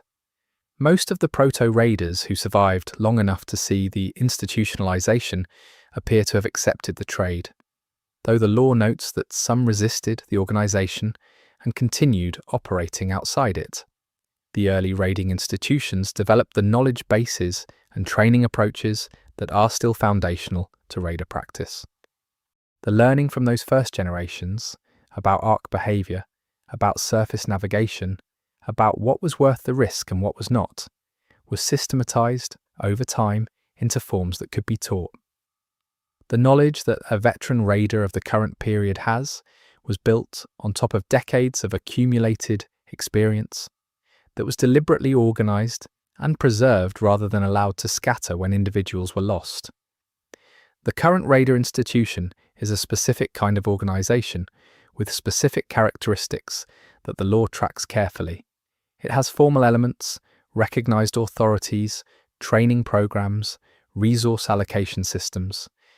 It also has informal elements, the culture of mutual support, the respect for individual raider knowledge and judgment, the ways that experienced raiders pass on things that are too tacit to formalize. The interplay of formal and informal within the raider institution mirrors the interplay within the underground community as a whole. Fact 38. Becoming a raider is described in the law as a process with multiple stages and not a simple matter of deciding to go to the surface. There is training, which is part practical skills and part familiarization with Ark behavior and surface conditions. There is evaluation, which is part formal assessment and part the more subjective judgment of experienced raiders about whether a given person is ready and right for the work. There is mentorship, in which new raiders go to the surface with experienced ones before going independently. The training component of becoming a raider is described in the law with some specificity. It includes physical preparation, but the law suggests this is not the primary emphasis. What is emphasized is the knowledge component, understanding Ark machine types and behavior, understanding surface navigation and environmental reading, understanding the practical mechanics of salvage and extraction, understanding the risk management principles that experienced raiders have developed. The knowledge is hard to shortcut, and attempting to shortcut it tends to have predictable consequences. The mentorship element is described in the law as particularly significant in ways that go beyond skills transfer. Going to the surface for the first time, even with experienced company, is a formative experience that changes how a person understands what they have signed up for. the role of the experienced raider in shaping that first experience, in providing the context and support that allows a new raider to process it constructively, is treated in the law as an important responsibility that experienced raiders take seriously. The community of raiders has a relationship with younger or less experienced raiders that is protective without being paternalistic, at least in the law's ideal version of it. Experienced raiders want new raiders to succeed because the community needs them to, and because the costs of failure are real. The investment in making new raiders capable is both practical and personal. People have a stake in the survival of the people they teach, in a way that goes beyond professional obligation. Not everyone who begins the process of becoming a raider completes it. The law references, without dramatizing, cases where people discovered during training or early mentored runs that raiding was not what they expected, or that the specific requirements of the work did not fit who they were. These outcomes are treated with pragmatic respect. Knowing yourself well enough to understand that a particular path is not right for you is not a failure. Going down that path anyway, poorly suited to it, is a worse outcome for everyone. The institution has ways of managing these situations that reflect this. Fact 39.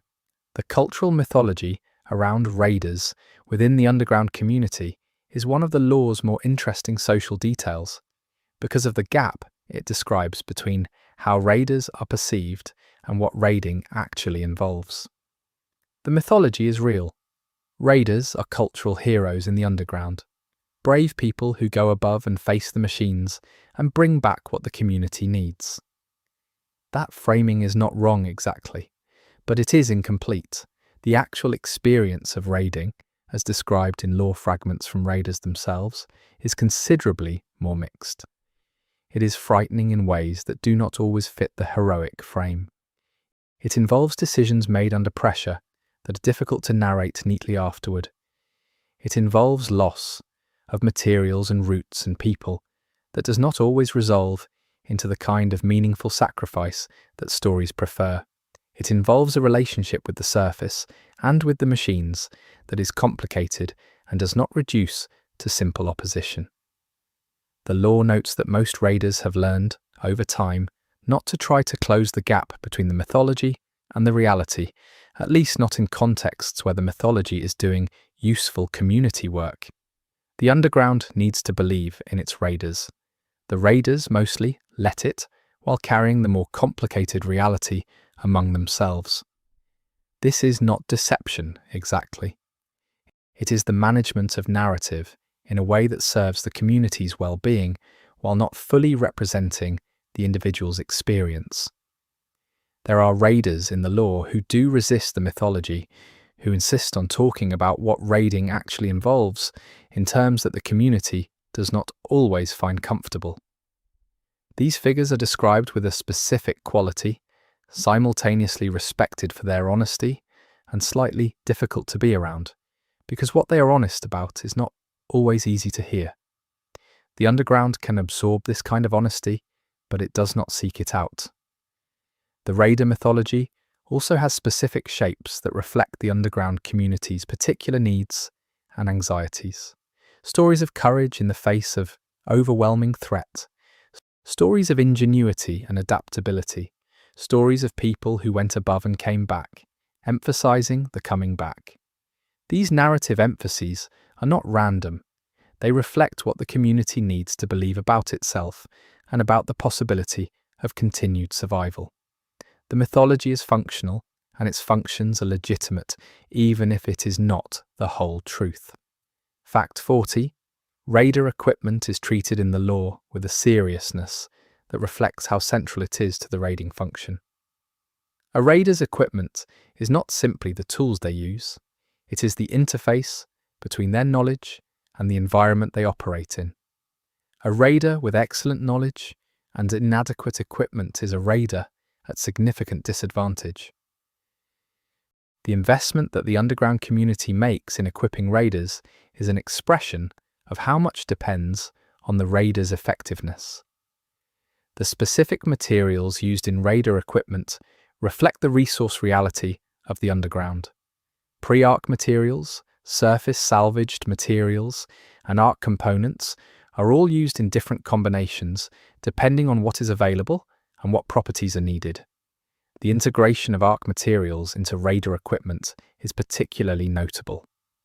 Components from Ark machines, repurposed and incorporated into human equipment, are present in the gear of most experienced Raiders. The performance advantages these components provide are significant enough to justify the complexity of using them. Equipment modification is a significant aspect of Raider culture, as the lore describes it. Standard equipment is a starting point, not an end point. Raiders modify what they have, based on their own experience and preferences, based on what surface conditions they expect to encounter, based on what specific tasks a run is organized around. The modifications that an experienced raider makes to their equipment over time become a kind of physical autobiography, a record of what they have learned and what has worked for them. The lore treats the personal relationship between a raider and their equipment with a kind of matter-of-fact seriousness.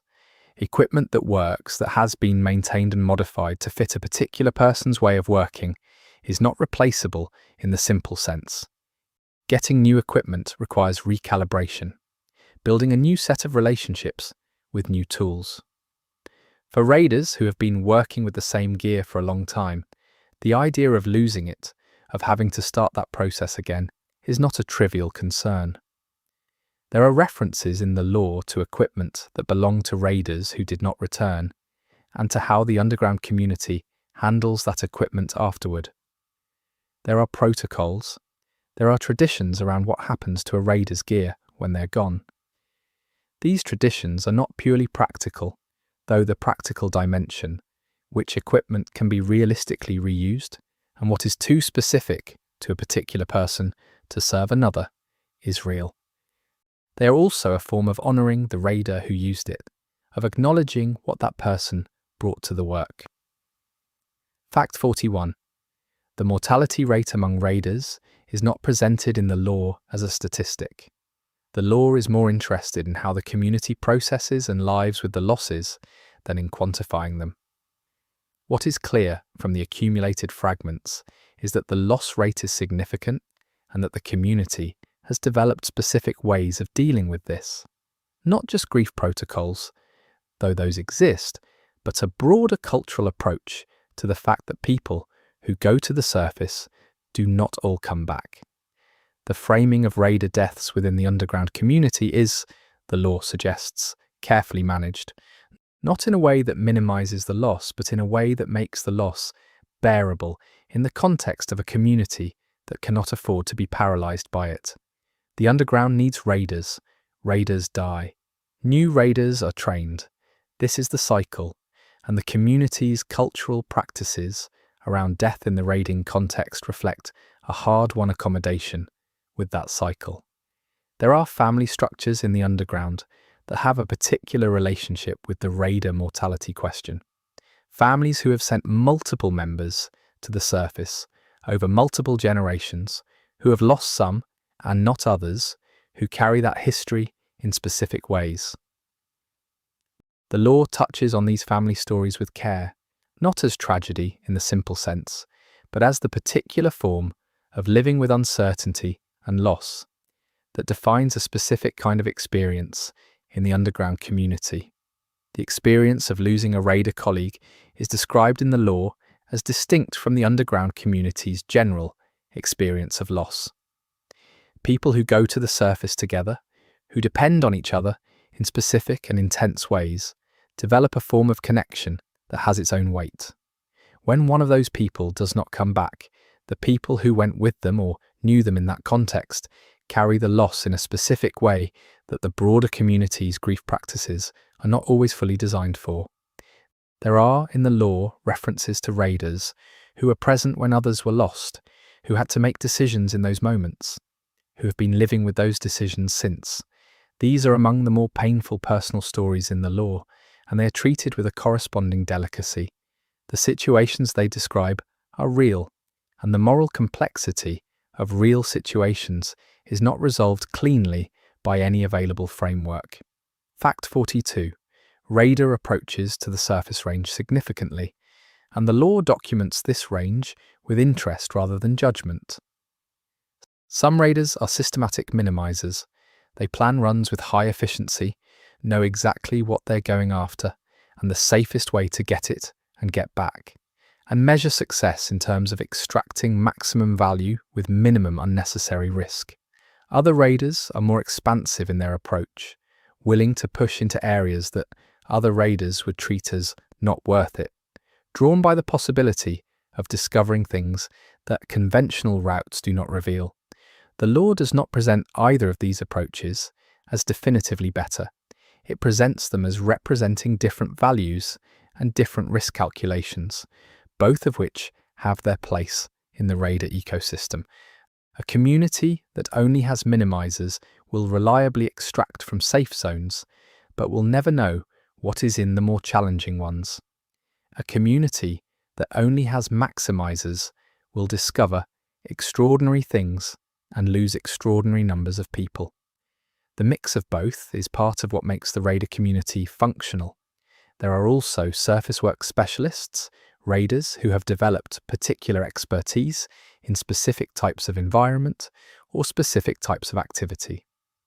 Someone who is extraordinary in urban zones may be less effective in open terrain. Someone who has specialized knowledge of Ark machine behavior in industrial environments may not know the specific patterns of a residential zone as well. These specializations develop naturally from experience and are valued within the raider community as part of the collective knowledge base. The question of when to engage with Ark machines and when to avoid them is one of the most significant ongoing discussions in raider culture, and the law records multiple perspectives on it. Pure avoidance philosophy holds that fighting Ark machines is rarely worth the risk, that the best outcome of an encounter with a machine is a clean disengagement, and that resources spent on fighting are resources not spent on the actual purpose of a run. A more aggressive philosophy holds that there are times when dealing with a machine is the prerequisite to accessing what you came for, and that developing the capability to do so effectively is part of being a good raider. Most experienced raiders operate somewhere in the middle of this spectrum, with their position on it shaped by their experience, their capabilities, their team composition, and the specific requirements of a particular run. The law is clear that rigidity in either direction tends to produce worse outcomes than flexible situational judgment. The raiders who survive and thrive tend to be the ones who have well-developed judgment rather than strong fixed principles. Fact 43. The relationship between raiders and the various factions and institutions in the underground is complex in ways that the law tracks carefully. Raiders are not independent operators in a pure sense. They have obligations, relationships, and dependencies that tie them into the broader underground community. The specific shape of those ties varies by individual and by context, but the law suggests that fully independent raiders, people who operate with no institutional or factional connection at all, are rare and face specific challenges that connected raiders do not. The organization that formally supports and coordinates raider activity in the underground has a particular position in this web of relationships. It provides resources, information, and support. It also has expectations about how raiders operate, about how they report and share information, about the priority given to specific types of surface activity at specific times. Most raiders work within this institutional framework while maintaining enough personal latitude to operate according to their own judgment. The balance between institutional support and personal autonomy is something each raider works out individually. Factional connections beyond the formal raider institution are also part of the law's picture of how raiders operate. Raiders who have particular relationships with specific underground factions, through personal history, through ideology, or through ongoing exchange relationships, may prioritize that faction's interests in how they allocate their efforts.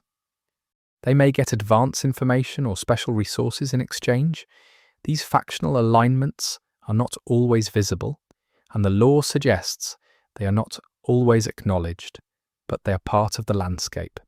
There are raiders in the law who have tried to remain genuinely faction neutral, to operate without specific factional alignment, because they believe that alignment compromises the independence of judgment that good raiding requires. This is a coherent position, and the law treats it with respect. It also notes that genuine neutrality is harder to maintain in practice than in principle. Information has sources, resources have origins, relationships have histories. Complete independence from the underground's factional landscape is an aspiration that most raiders navigate toward rather than fully achieving. The political implications of the raiders' collective position in underground society are not lost on the underground's political actors, and the law suggests that competition for raider alignment is a real dynamic in underground politics. Groups that can cultivate raider relationships gain advantages in terms of surface access, information, and the resources that raiders bring back. The raiders' collective influence, which none of them individually possesses, is a factor in underground politics, whether they intend it to be or not. Fact 44.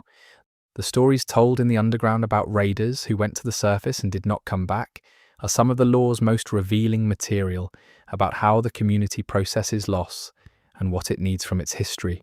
Some of these absent raiders are straightforward heroes in the community's memory, people who died doing something that mattered and are honoured accordingly. Others are more complicated, associated with circumstances or decisions that make simple mourning difficult. The law includes fragments about raiders whose final runs ended in ways that have not been fully accounted for, missing in circumstances where the explanation is incomplete. Present at events on the surface that were significant and whose nature is not entirely clear. These ambiguous absences are, in some cases, still actively uncertain rather than historically settled, which gives them a different quality in the community's memory than losses that are clearly understood. There are raiders in the law whose names function as shorthand for specific ideas or approaches within raider culture. People who developed techniques or made observations that changed how subsequent raiders operated, and whose names are attached to those contributions. Some of these figures are known primarily through what they taught or what they discovered, rather than through personal narrative, which gives them a specific kind of presence in raider culture. You use their methods without always knowing much about who they were as people. The grieving practices of the raider community for lost colleagues are described in the law with specificity. They have both formal elements, official acknowledgements, records updated, equipment, and possessions handled according to tradition, and informal elements, the ways that the people who knew a lost raider personally mark the loss in their own way.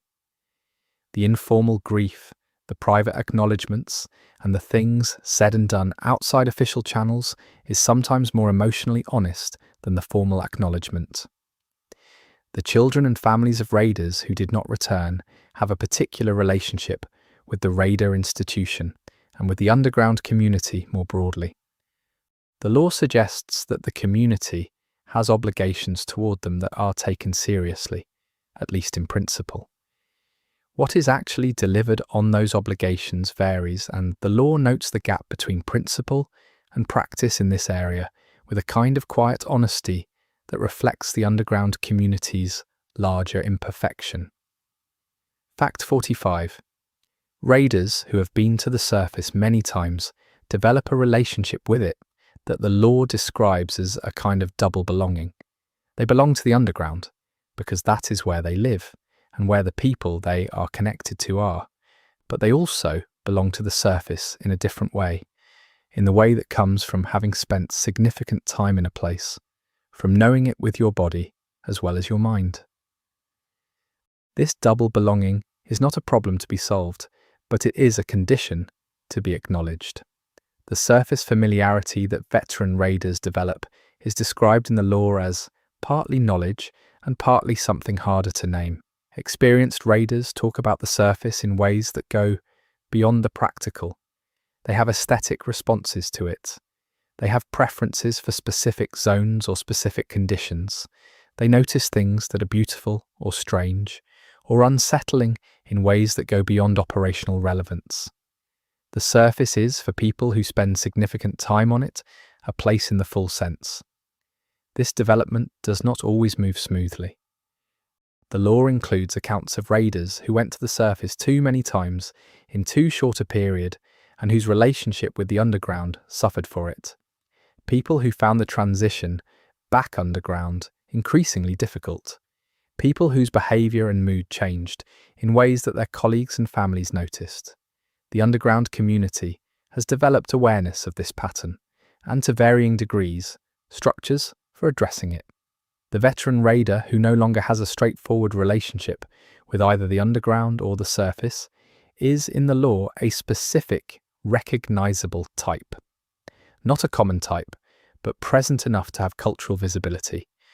The community's response to this type is described as genuinely uncertain, reflecting genuine uncertainty about what the community can or should do about it, honouring the work while worrying about the person, providing support while not knowing exactly what would constitute support in this specific situation.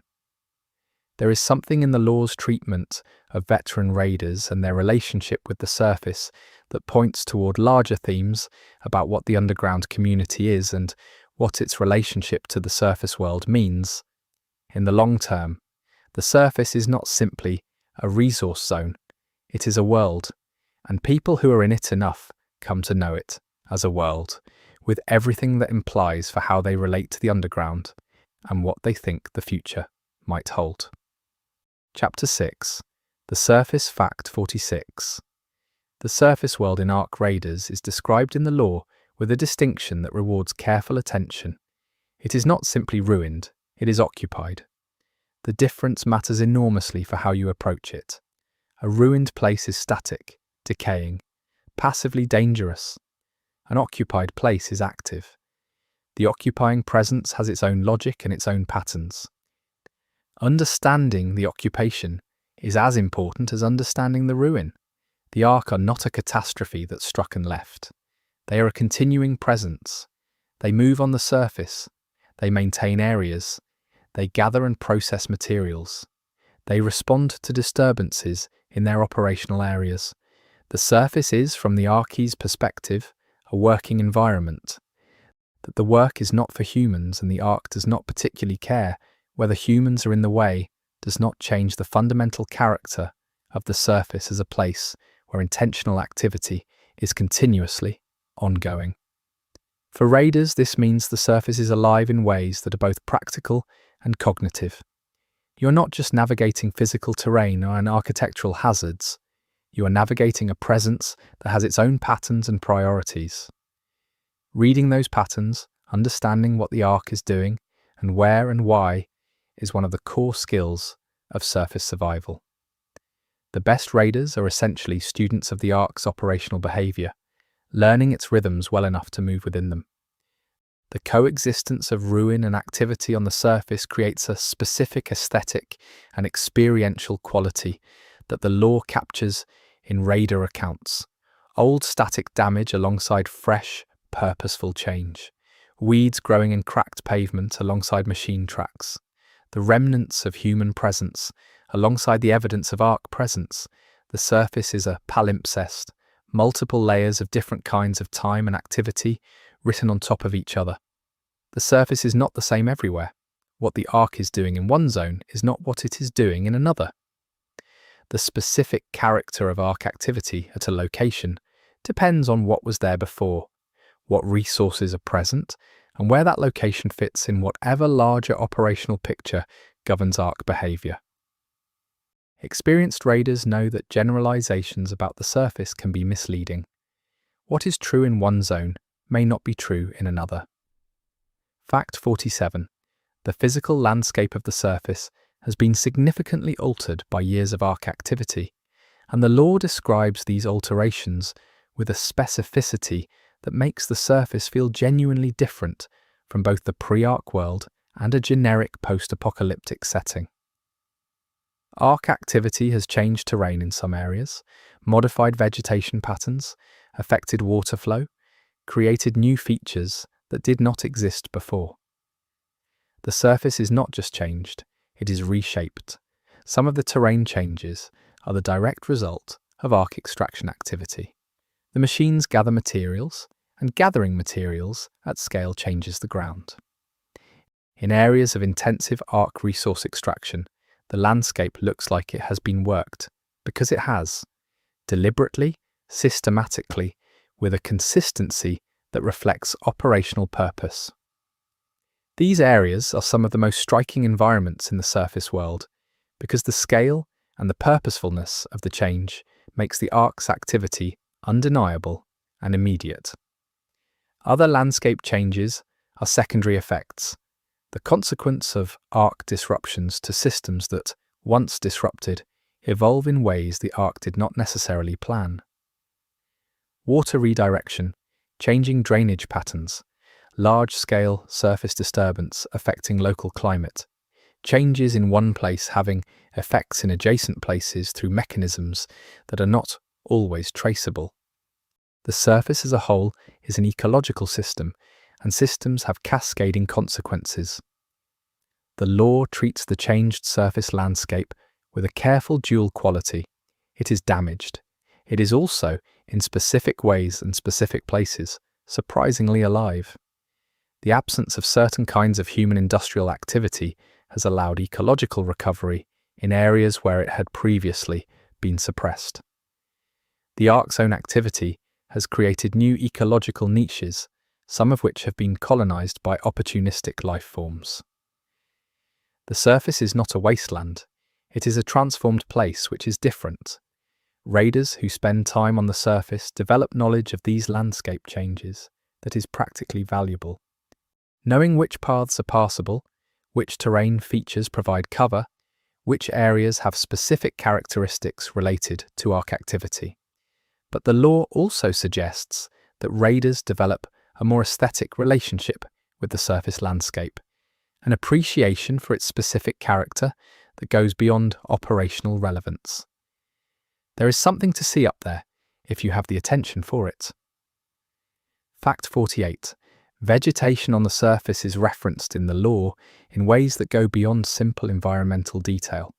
The plants that survive and thrive on the Ark-occupied surface are specific to those conditions, and their presence tells you things about what kind of surface environment you're in. Dense, recovered growth means something different from sparse, stressed growth. Vegetation patterns near Ark-intensive areas are different from vegetation in quieter zones. Reading the plant life is one of the more subtle skills of surface navigation. Some surface vegetation has properties that make it practically useful to raiders and to the underground community. Medicinal plants, plants that indicate specific resource presence, plants that are edible and can supplement surface supplies during extended operations.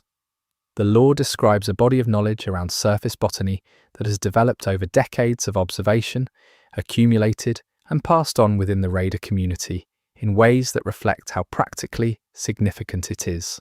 There are areas on the surface where vegetation has grown in ways that are striking enough to be mentioned in raider accounts, in terms that go beyond the practical. A specific kind of beauty that comes from growth in unexpected places, from the resilience of life in difficult conditions. The law does not linger on this, but it notes it. Raiders see things on the surface that have a quality beyond their operational significance, and the accounts that describe this are part of what makes the surface feel like a real place. The relationship between Ark activity and vegetation is not uniformly negative, according to the law. In some areas, Ark activity has created conditions that support certain kinds of plant growth. In others, it has suppressed it. The pattern is complex and varies by location and type of Ark activity. Understanding it, even partially, is part of what experienced surface researchers bring to their analysis of the surface environment. Fact 49. Weather on the surface is experienced by raiders as a significant operational factor and is described in the law with both practical and emotional dimensions.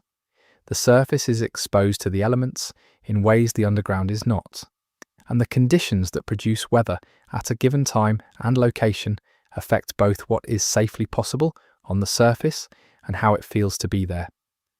Raiders plan around weather in ways that reflect how much it matters. The specific weather patterns of the surface zones are described in the law as something that experienced raiders learn over time, developing a kind of intuition for how conditions in a particular area tend to develop and what the indicators of incoming change look like. This knowledge is not simply meteorological, it is the intersection of meteorological knowledge with specific knowledge of specific places, which produces the kind of practical wisdom that is hard to teach in the abstract and has to be developed through experience. There are weather conditions on the surface that raiders describe as particularly challenging, combining reduced visibility, physical exposure, and modified Ark machine behavior in ways that multiply the difficulty. These conditions require specific adaptations and specific decisions about whether and how to proceed with operations. The law documents how experienced raiders approach these challenging conditions, and the picture it gives is one of accumulated judgment rather than simple rules. The emotional register of weather on the surface is something that raider accounts capture in ways that go beyond pure operational description. Rain on the surface, wind in exposed areas, the specific quality of light on the surface, at different times and under different conditions. These experiences are different from anything available underground, and they register for raiders as more than just operational inputs. They are part of the experience of being above, and they shape how raiders understand the surface as a place. Fact 50. The ruins on the surface reward close attention, and the law's treatment of them reflects this. A building that is half demolished tells a story about how it was demolished and by what. A vehicle in a specific position tells a story about where it was going and what interrupted its journey. Personal items left in specific arrangements tell stories about the people who left them and the circumstances of their leaving. The surface is a text and reading it is a skill. Experienced raiders are, among other things, readers of the surface record. They notice things that less experienced raiders overlook, the small details that confirm or contradict a general impression. The evidence of recent Ark activity that changes the risk calculation for a specific area. The traces of previous human presence, including previous raider activity, that indicate to what has already been found and what might remain. The ability to read the surface accurately is part of what makes experienced raiders so much more effective than novices. Some ruins have been extensively studied, and the lore from those studies is available to raiders who want it.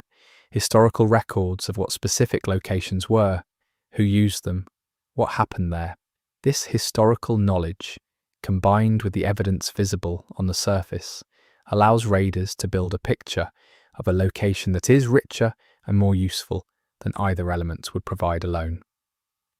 The integration of historical knowledge with surface reading is one of the advanced skills of experienced surface work. There are ruins on the surface that the law describes as carrying particular historical or personal significance for specific individuals or communities within the underground. Places where significant events happened during the retreat, places that were connected to specific families or communities, places that existed as cultural or social touchstones before the retreat. Raiders who move through these locations carry an awareness of that significance, and it shapes how they experience those places, even when operational considerations have to take priority. Chapter 7. Ark Machine Types and Behavior. Fact 55. The range of Ark machine types encountered on the surface spans from small, fast-moving units to enormous constructs that can reshape the terrain they move through. This range is not random variation, but reflects what the law suggests is a design logic, a system of machines at different scales fulfilling different functions within the Ark's overall operational picture. Understanding that logic, understanding what each type of machine is actually for, is one of the foundations of effective surface work. The smallest Ark units, the ones Raiders encounter most frequently, are described in the lore as fulfilling multiple roles. Some appear to be primarily for reconnaissance, moving quickly across terrain, and apparently gathering information about the environment. Others appear to be for collection, gathering and moving small quantities of materials.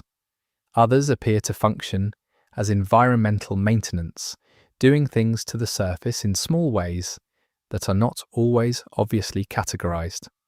The small units are ubiquitous, and their ubiquity is part of what makes the surface feel continuously occupied. Small Ark units are manageable by individual raiders in ways that larger units are not, but managing them is not without risk.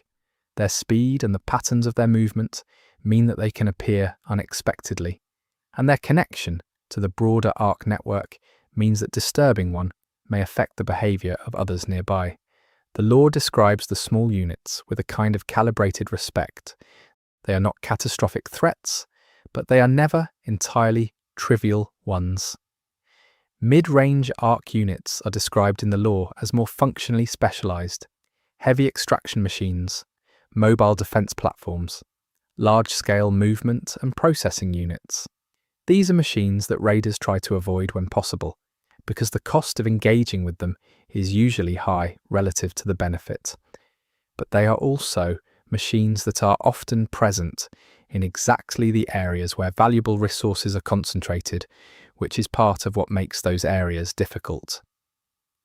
The largest Ark units are described in the lore with a specific quality, a seriousness that goes beyond the practical threat they represent. They are imposing in ways that go beyond size.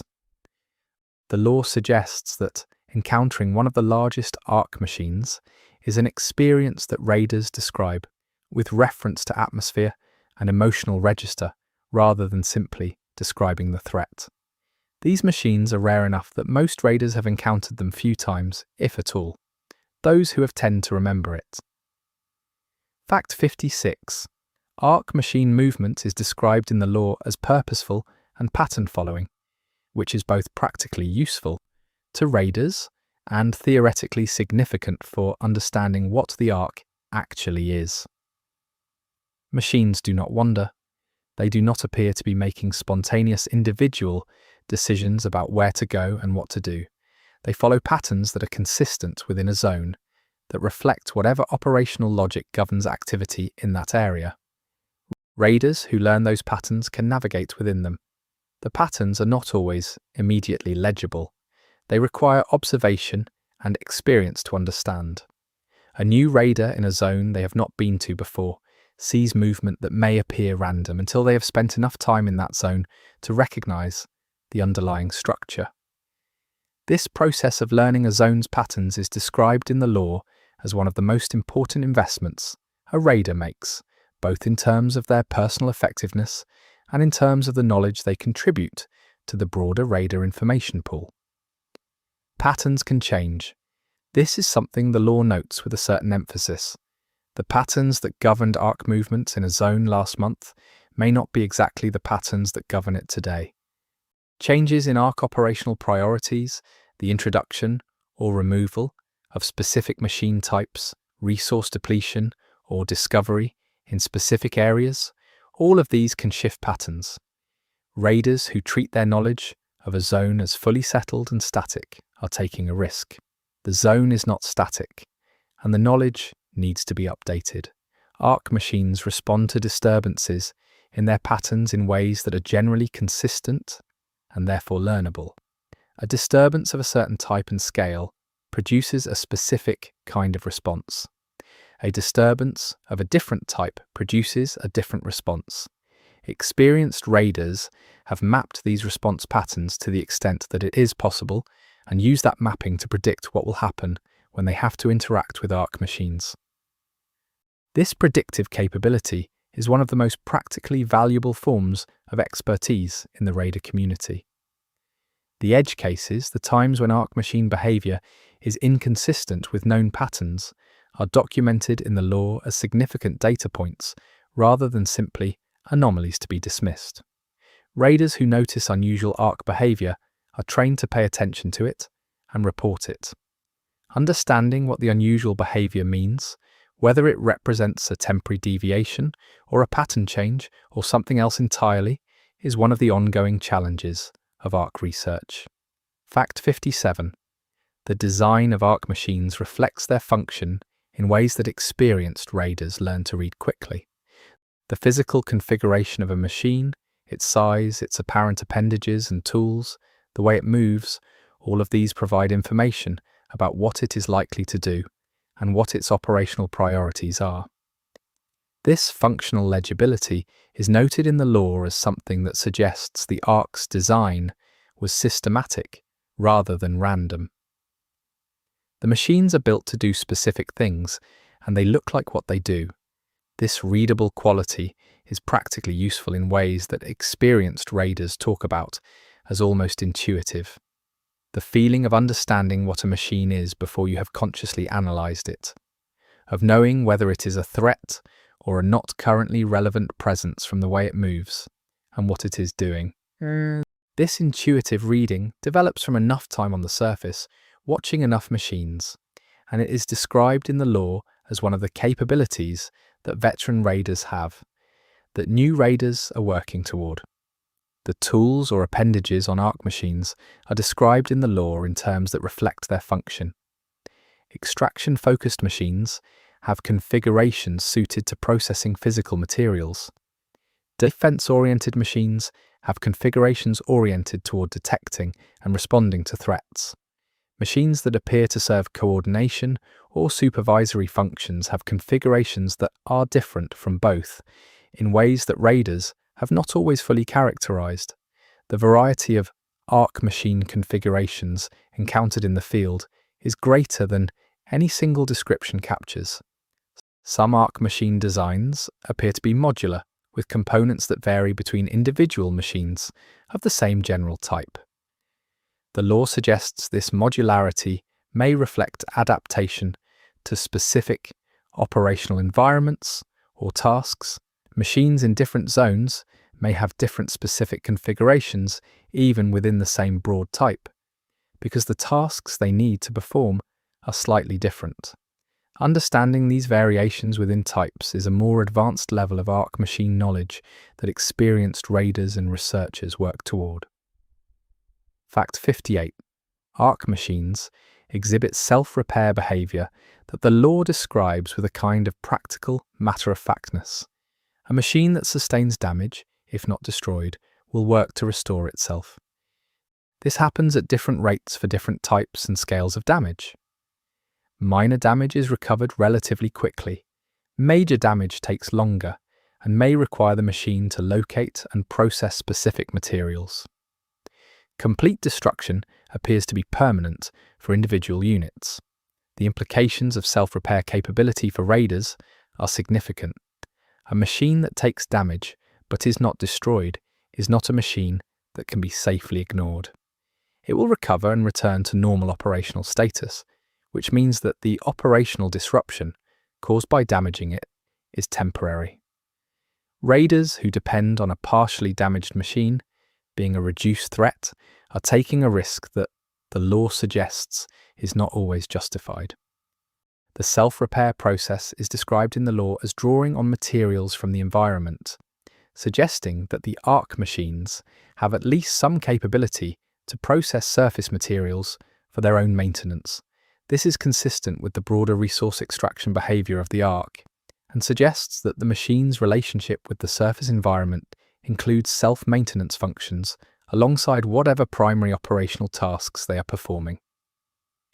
Research into Ark self-repair mechanisms is referenced in the lore as a significant area of interest for underground researchers, because the principles involved could theoretically be adapted for human use. A material or system that can repair itself, or assist in repairing itself, would be enormously valuable in the underground context where maintenance resources are always constrained. The current state of that research is described as ongoing and partially productive, yielding insights without yet producing applications. Fact 59. The relationship between Ark machines and their operational network is one of the law's most important and most carefully treated topics. Ark machines do not appear to operate as fully independent entities. They operate as nodes in a distributed system, with behavior that reflects not just individual machine logic, but the state and needs of the system they are part of. Disrupting an individual machine is disrupting a node. The network persists. The nature of the communication that occurs within the Ark network is described in the law as not well understood. It is clearly happening. Changes in one part of the network affect behavior in connected parts in ways that are consistent and rapid. But the mechanism, the specific how of how information moves through Ark machines and what form it takes, is one of the things underground researchers have not been able to fully characterize. The practical implications are understood. The theoretical basis is not. Raiders experience the networked quality of the Ark primarily through the way disturbances propagate, engage with one machine in a specific way, and the machines in the surrounding area change their behavior. The range and the nature of that behavior change depends on the type and scale of the disturbance and the specific zone. Experienced raiders have developed intuition for how far a given type of disturbance will propagate and what the resulting behavior change will look like. This intuition is one of the things that keeps them alive. The idea of the Ark as a system rather than a collection of individual machines is one that has significant implications for how you think about dealing with the Ark. Individual machines can be destroyed, avoided, or worked around. A distributed system is harder to address in these terms. The law suggests that the underground community is still in the process of working out what it means to be dealing with a system rather than with individual entities, and that this working out has implications for strategy that have not yet been fully resolved. Fact 60. Ark machines have sensory capabilities that are described in the law as more extensive than what is always immediately apparent. They detect movement, heat and sound in ways that raiders need to account for. But the law also suggests there are other detection modes, less well characterized, that experienced raiders have identified as real factors without fully understanding what they are or how they work. The full scope of what an Ark machine can perceive is not something the underground has determined with confidence. The practical consequence of this uncertainty is that raiders operate with a degree of conservatism about sensory coverage that goes beyond what the well-characterized detection modes would strictly require. If you know a machine detects movement and heat and sound, and you suspect it may also detect other things you have not pinned down, you treat its sensory perimeter with more caution than the known factors alone would justify. This conservatism has costs in terms of operational flexibility, but experienced raiders consider it justified. The gap between what Ark machines can theoretically detect and what consistently triggers a response is one of the more practically significant and poorly understood aspects of Ark machine behavior.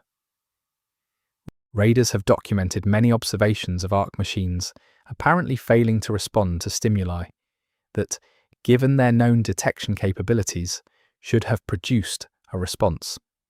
The explanations for these failures are not settled. Operational priority, network state, something about the specific nature of the stimulus. The gap is real and exploitable. Its cause is not clear. Some raiders have developed specific expertise in Ark machine sensory characteristics for specific types of units, learning through accumulated experience what triggers a given type of machine and what does not, in ways that go beyond general principles. This specialized knowledge is valuable and is shared within the raider community through the informal knowledge transmission systems that are part of raider culture. It is also one of the forms of expertise that most clearly distinguishes experienced raiders from less experienced ones. Fact 61. The coordination between Ark machines, the way activity in one area of a zone affects activity in adjacent areas, is something that raiders have documented extensively and understand in practical terms much better than in theoretical ones. What they know is the behavior. What happens when one machine encounters a disturbance and how that disturbance propagates through the behavior of nearby machines. What they do not know is the mechanism in any satisfying detail. The propagation of disturbances through Ark machine networks follows patterns that are consistent enough to have been characterized by raider experience and to some extent by formal research. The radius and intensity of propagation depends on the type and scale of the disturbance and on the local density of Ark machines. Dense Ark areas propagate disturbances more fully and more quickly than sparse areas. Understanding this relationship is part of zone assessment, the process of evaluating an area before committing to operating in it. Ark machine coordination also extends to resource gathering and processing operations. When the Ark is actively working on something in a zone, the behavior of the machines in that zone is organized around that work in ways that create specific patterns of movement and attention. Raiders who can identify what the Ark is currently working on in a zone can use that information to predict where machine attention will be concentrated and where it will be reduced. This is one of the more advanced forms of Ark pattern reading. The question of what the network-level intelligence of the Ark is like, whether there is something that can meaningfully be called decision-making happening at a network level, is one that the law approaches with careful restraint. What can be said is that the Ark behaves as if it has network-level coordination. What cannot be said, at least not with confidence on the basis of available evidence, is whether that coordination involves anything that resembles intention or awareness in any meaningful sense. The law holds this as an open question. Fact 62. Isolated Ark machines that have been cut off from the network through damage to whatever communication systems connect them, are described in the law as behaving differently from network-connected ones. The differences are subtle but consistent. An isolated machine is described as more procedural, more mechanically pattern-following, less adaptively responsive to unusual circumstances. It still functions, it still performs its operational tasks, it is just less present in some way that raiders and researchers have described with various terms without fully characterizing. The behavioral difference in isolated machines has been noted in research contexts where machines were deliberately isolated for study, as well as in field observations of machines that appear to have been isolated by circumstances.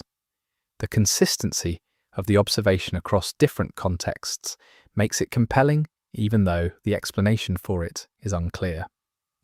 The law treats it as a data point about the nature of Ark intelligence, one piece of a puzzle that has not yet been assembled into a clear picture. The practical implication for raiders of isolated versus connected machines is something experienced raiders note without always having a principled reason for the effect they observe. An isolated machine is slightly more predictable, slightly less adaptive, slightly easier to work around. Not dramatically different, but different enough to be worth knowing about when you encounter a machine in circumstances that suggest network isolation. The distinction is real. The reason for it is not fully understood. Fact 63. The question of what Ark machines experience, if anything, is one that the law raises carefully and without resolution. Most raiders and underground residents operate on the assumption that the machines have no subjective experience, that they are mechanical systems without awareness. This assumption is functionally useful. It makes it easier to do what needs to be done in the field. The law does not unambiguously support or contradict it. There are fragments in the law that describe Ark machine behavior in ways that, If you replace the subject with a biological entity, have a different quality. Damage responses that look defensive in a way that goes beyond operational protective behavior. Behavioral variations between individual machines of the same type that suggest something more idiosyncratic than purely programmed operation. These observations are recorded without extensive commentary in most sources. They are just noted. The researchers in the underground, who study Ark machines most closely, are, according to the law, divided on this question in ways that often reflect prior beliefs as much as evidence. People who started with the assumption that the machines are simply mechanical processes tend to interpret anomalous observations within that framework.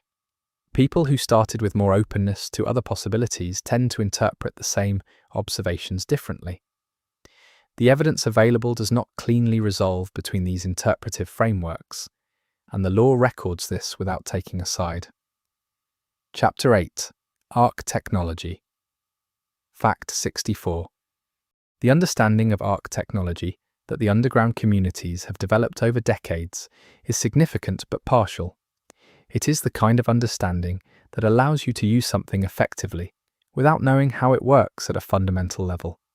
You can identify which Ark components have which properties. You can know how to incorporate those components into human equipment and systems in ways that work.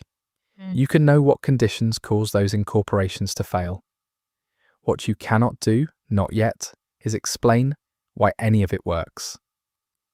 This partial understanding is not a failure. It is a specific stage in a long process of coming to understand something genuinely novel. Pre-Ark human technology was built on scientific foundations that took centuries to develop. Ark technology is something different, built on principles that are not yet fully characterized.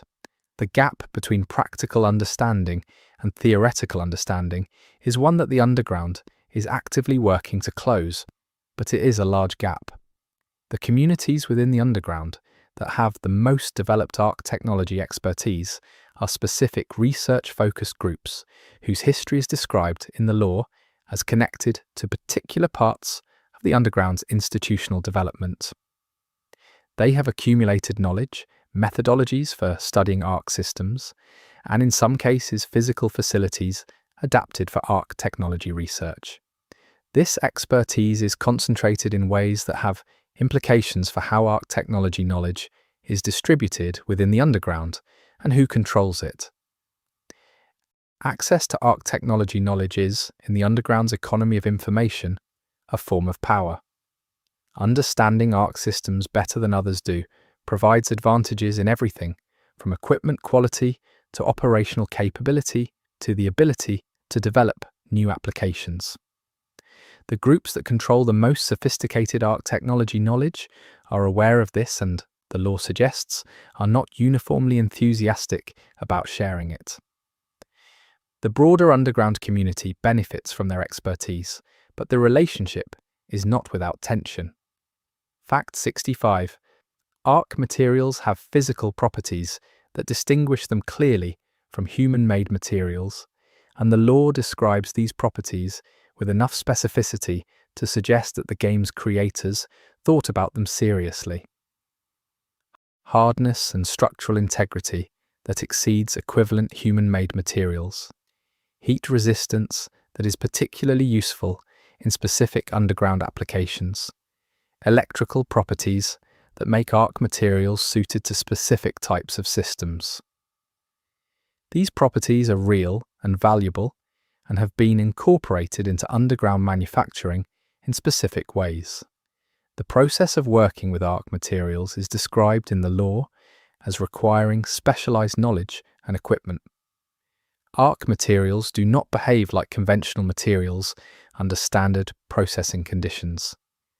Understanding how to cut, shape, join, and incorporate them into human-made systems is a craft that has developed over decades. The craftspeople who have this knowledge are among the more practically significant specialists in the underground economy. Some Ark materials are more readily available than others. Small Ark components and structural elements from common machine types are relatively accessible, showing up consistently in Raider halls. Larger structural elements and components from rarer or more complex machine types are harder to obtain, both because they require engaging with more dangerous machines and because extracting them from those machines is more complex.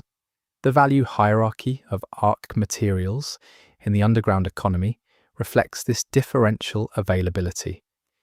The integration of Ark materials into underground infrastructure has been one of the more transformative developments in the underground community's history. Structural elements that use Ark materials are more durable and more reliable than equivalent elements made from conventional materials. This has allowed the construction of underground sections that would not have been possible before, and it has reduced the maintenance burden of existing sections where Ark materials have been incorporated into repairs and upgrades. Fact 66. Ark energy systems are among the most studied and most applied areas of Ark technology in the underground.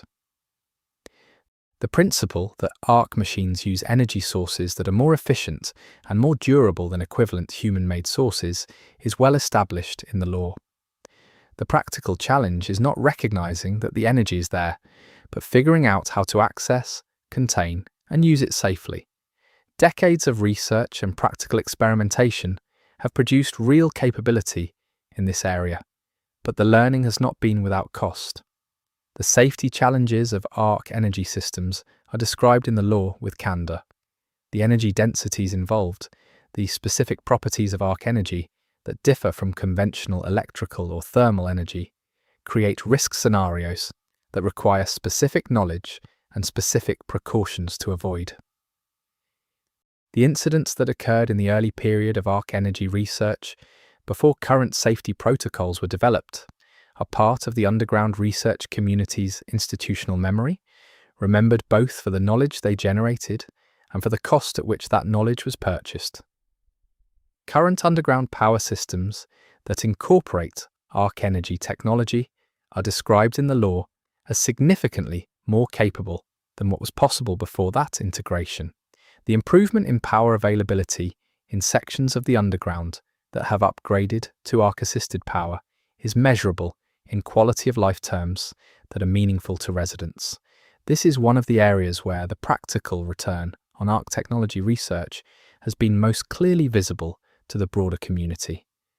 The question of how much the underground community should rely on Ark energy systems is one that the law notes as actively contested.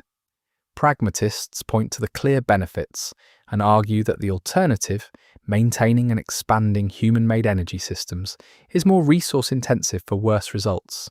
Critics point to the dependency risk and argue that building on systems whose fundamental operating principles are not fully understood is a form of vulnerability. Both positions have merit, and the law does not resolve between them. Fact 67. Ark computing or processing components are described in the law as the most challenging and the most potentially significant area of Ark technology research. Challenging because the computational architecture of Ark systems is genuinely different from human computational architecture in ways that make it difficult to study using existing frameworks. Potentially significant because understanding how Ark systems process information would provide a foundation for understanding Ark intelligence, Ark coordination, and ultimately Ark purpose. The underground researchers who work on Ark processing components are described in the law as operating at the frontier of what is possible with available knowledge. They are not simply applying known principles to novel material, they are trying to develop new frameworks for understanding computation from observations of a system that was not designed to be understood by human researchers. This is genuinely hard work, and the law treats it accordingly. The progress made in understanding Ark processing components is described as partial, but real. Certain functional characteristics have been mapped. Certain relationships between component architecture and operational behavior have been identified. The bridge to theoretical understanding of what these components actually are and how they produce the behaviours they produce is not yet built, but the mapping work is advancing the understanding in ways that make the researchers cautiously optimistic. The ethical and security dimensions of deeply understanding Ark computational systems are not absent from the law. If you understand how the Ark thinks, you potentially understand how to influence it or to disrupt it.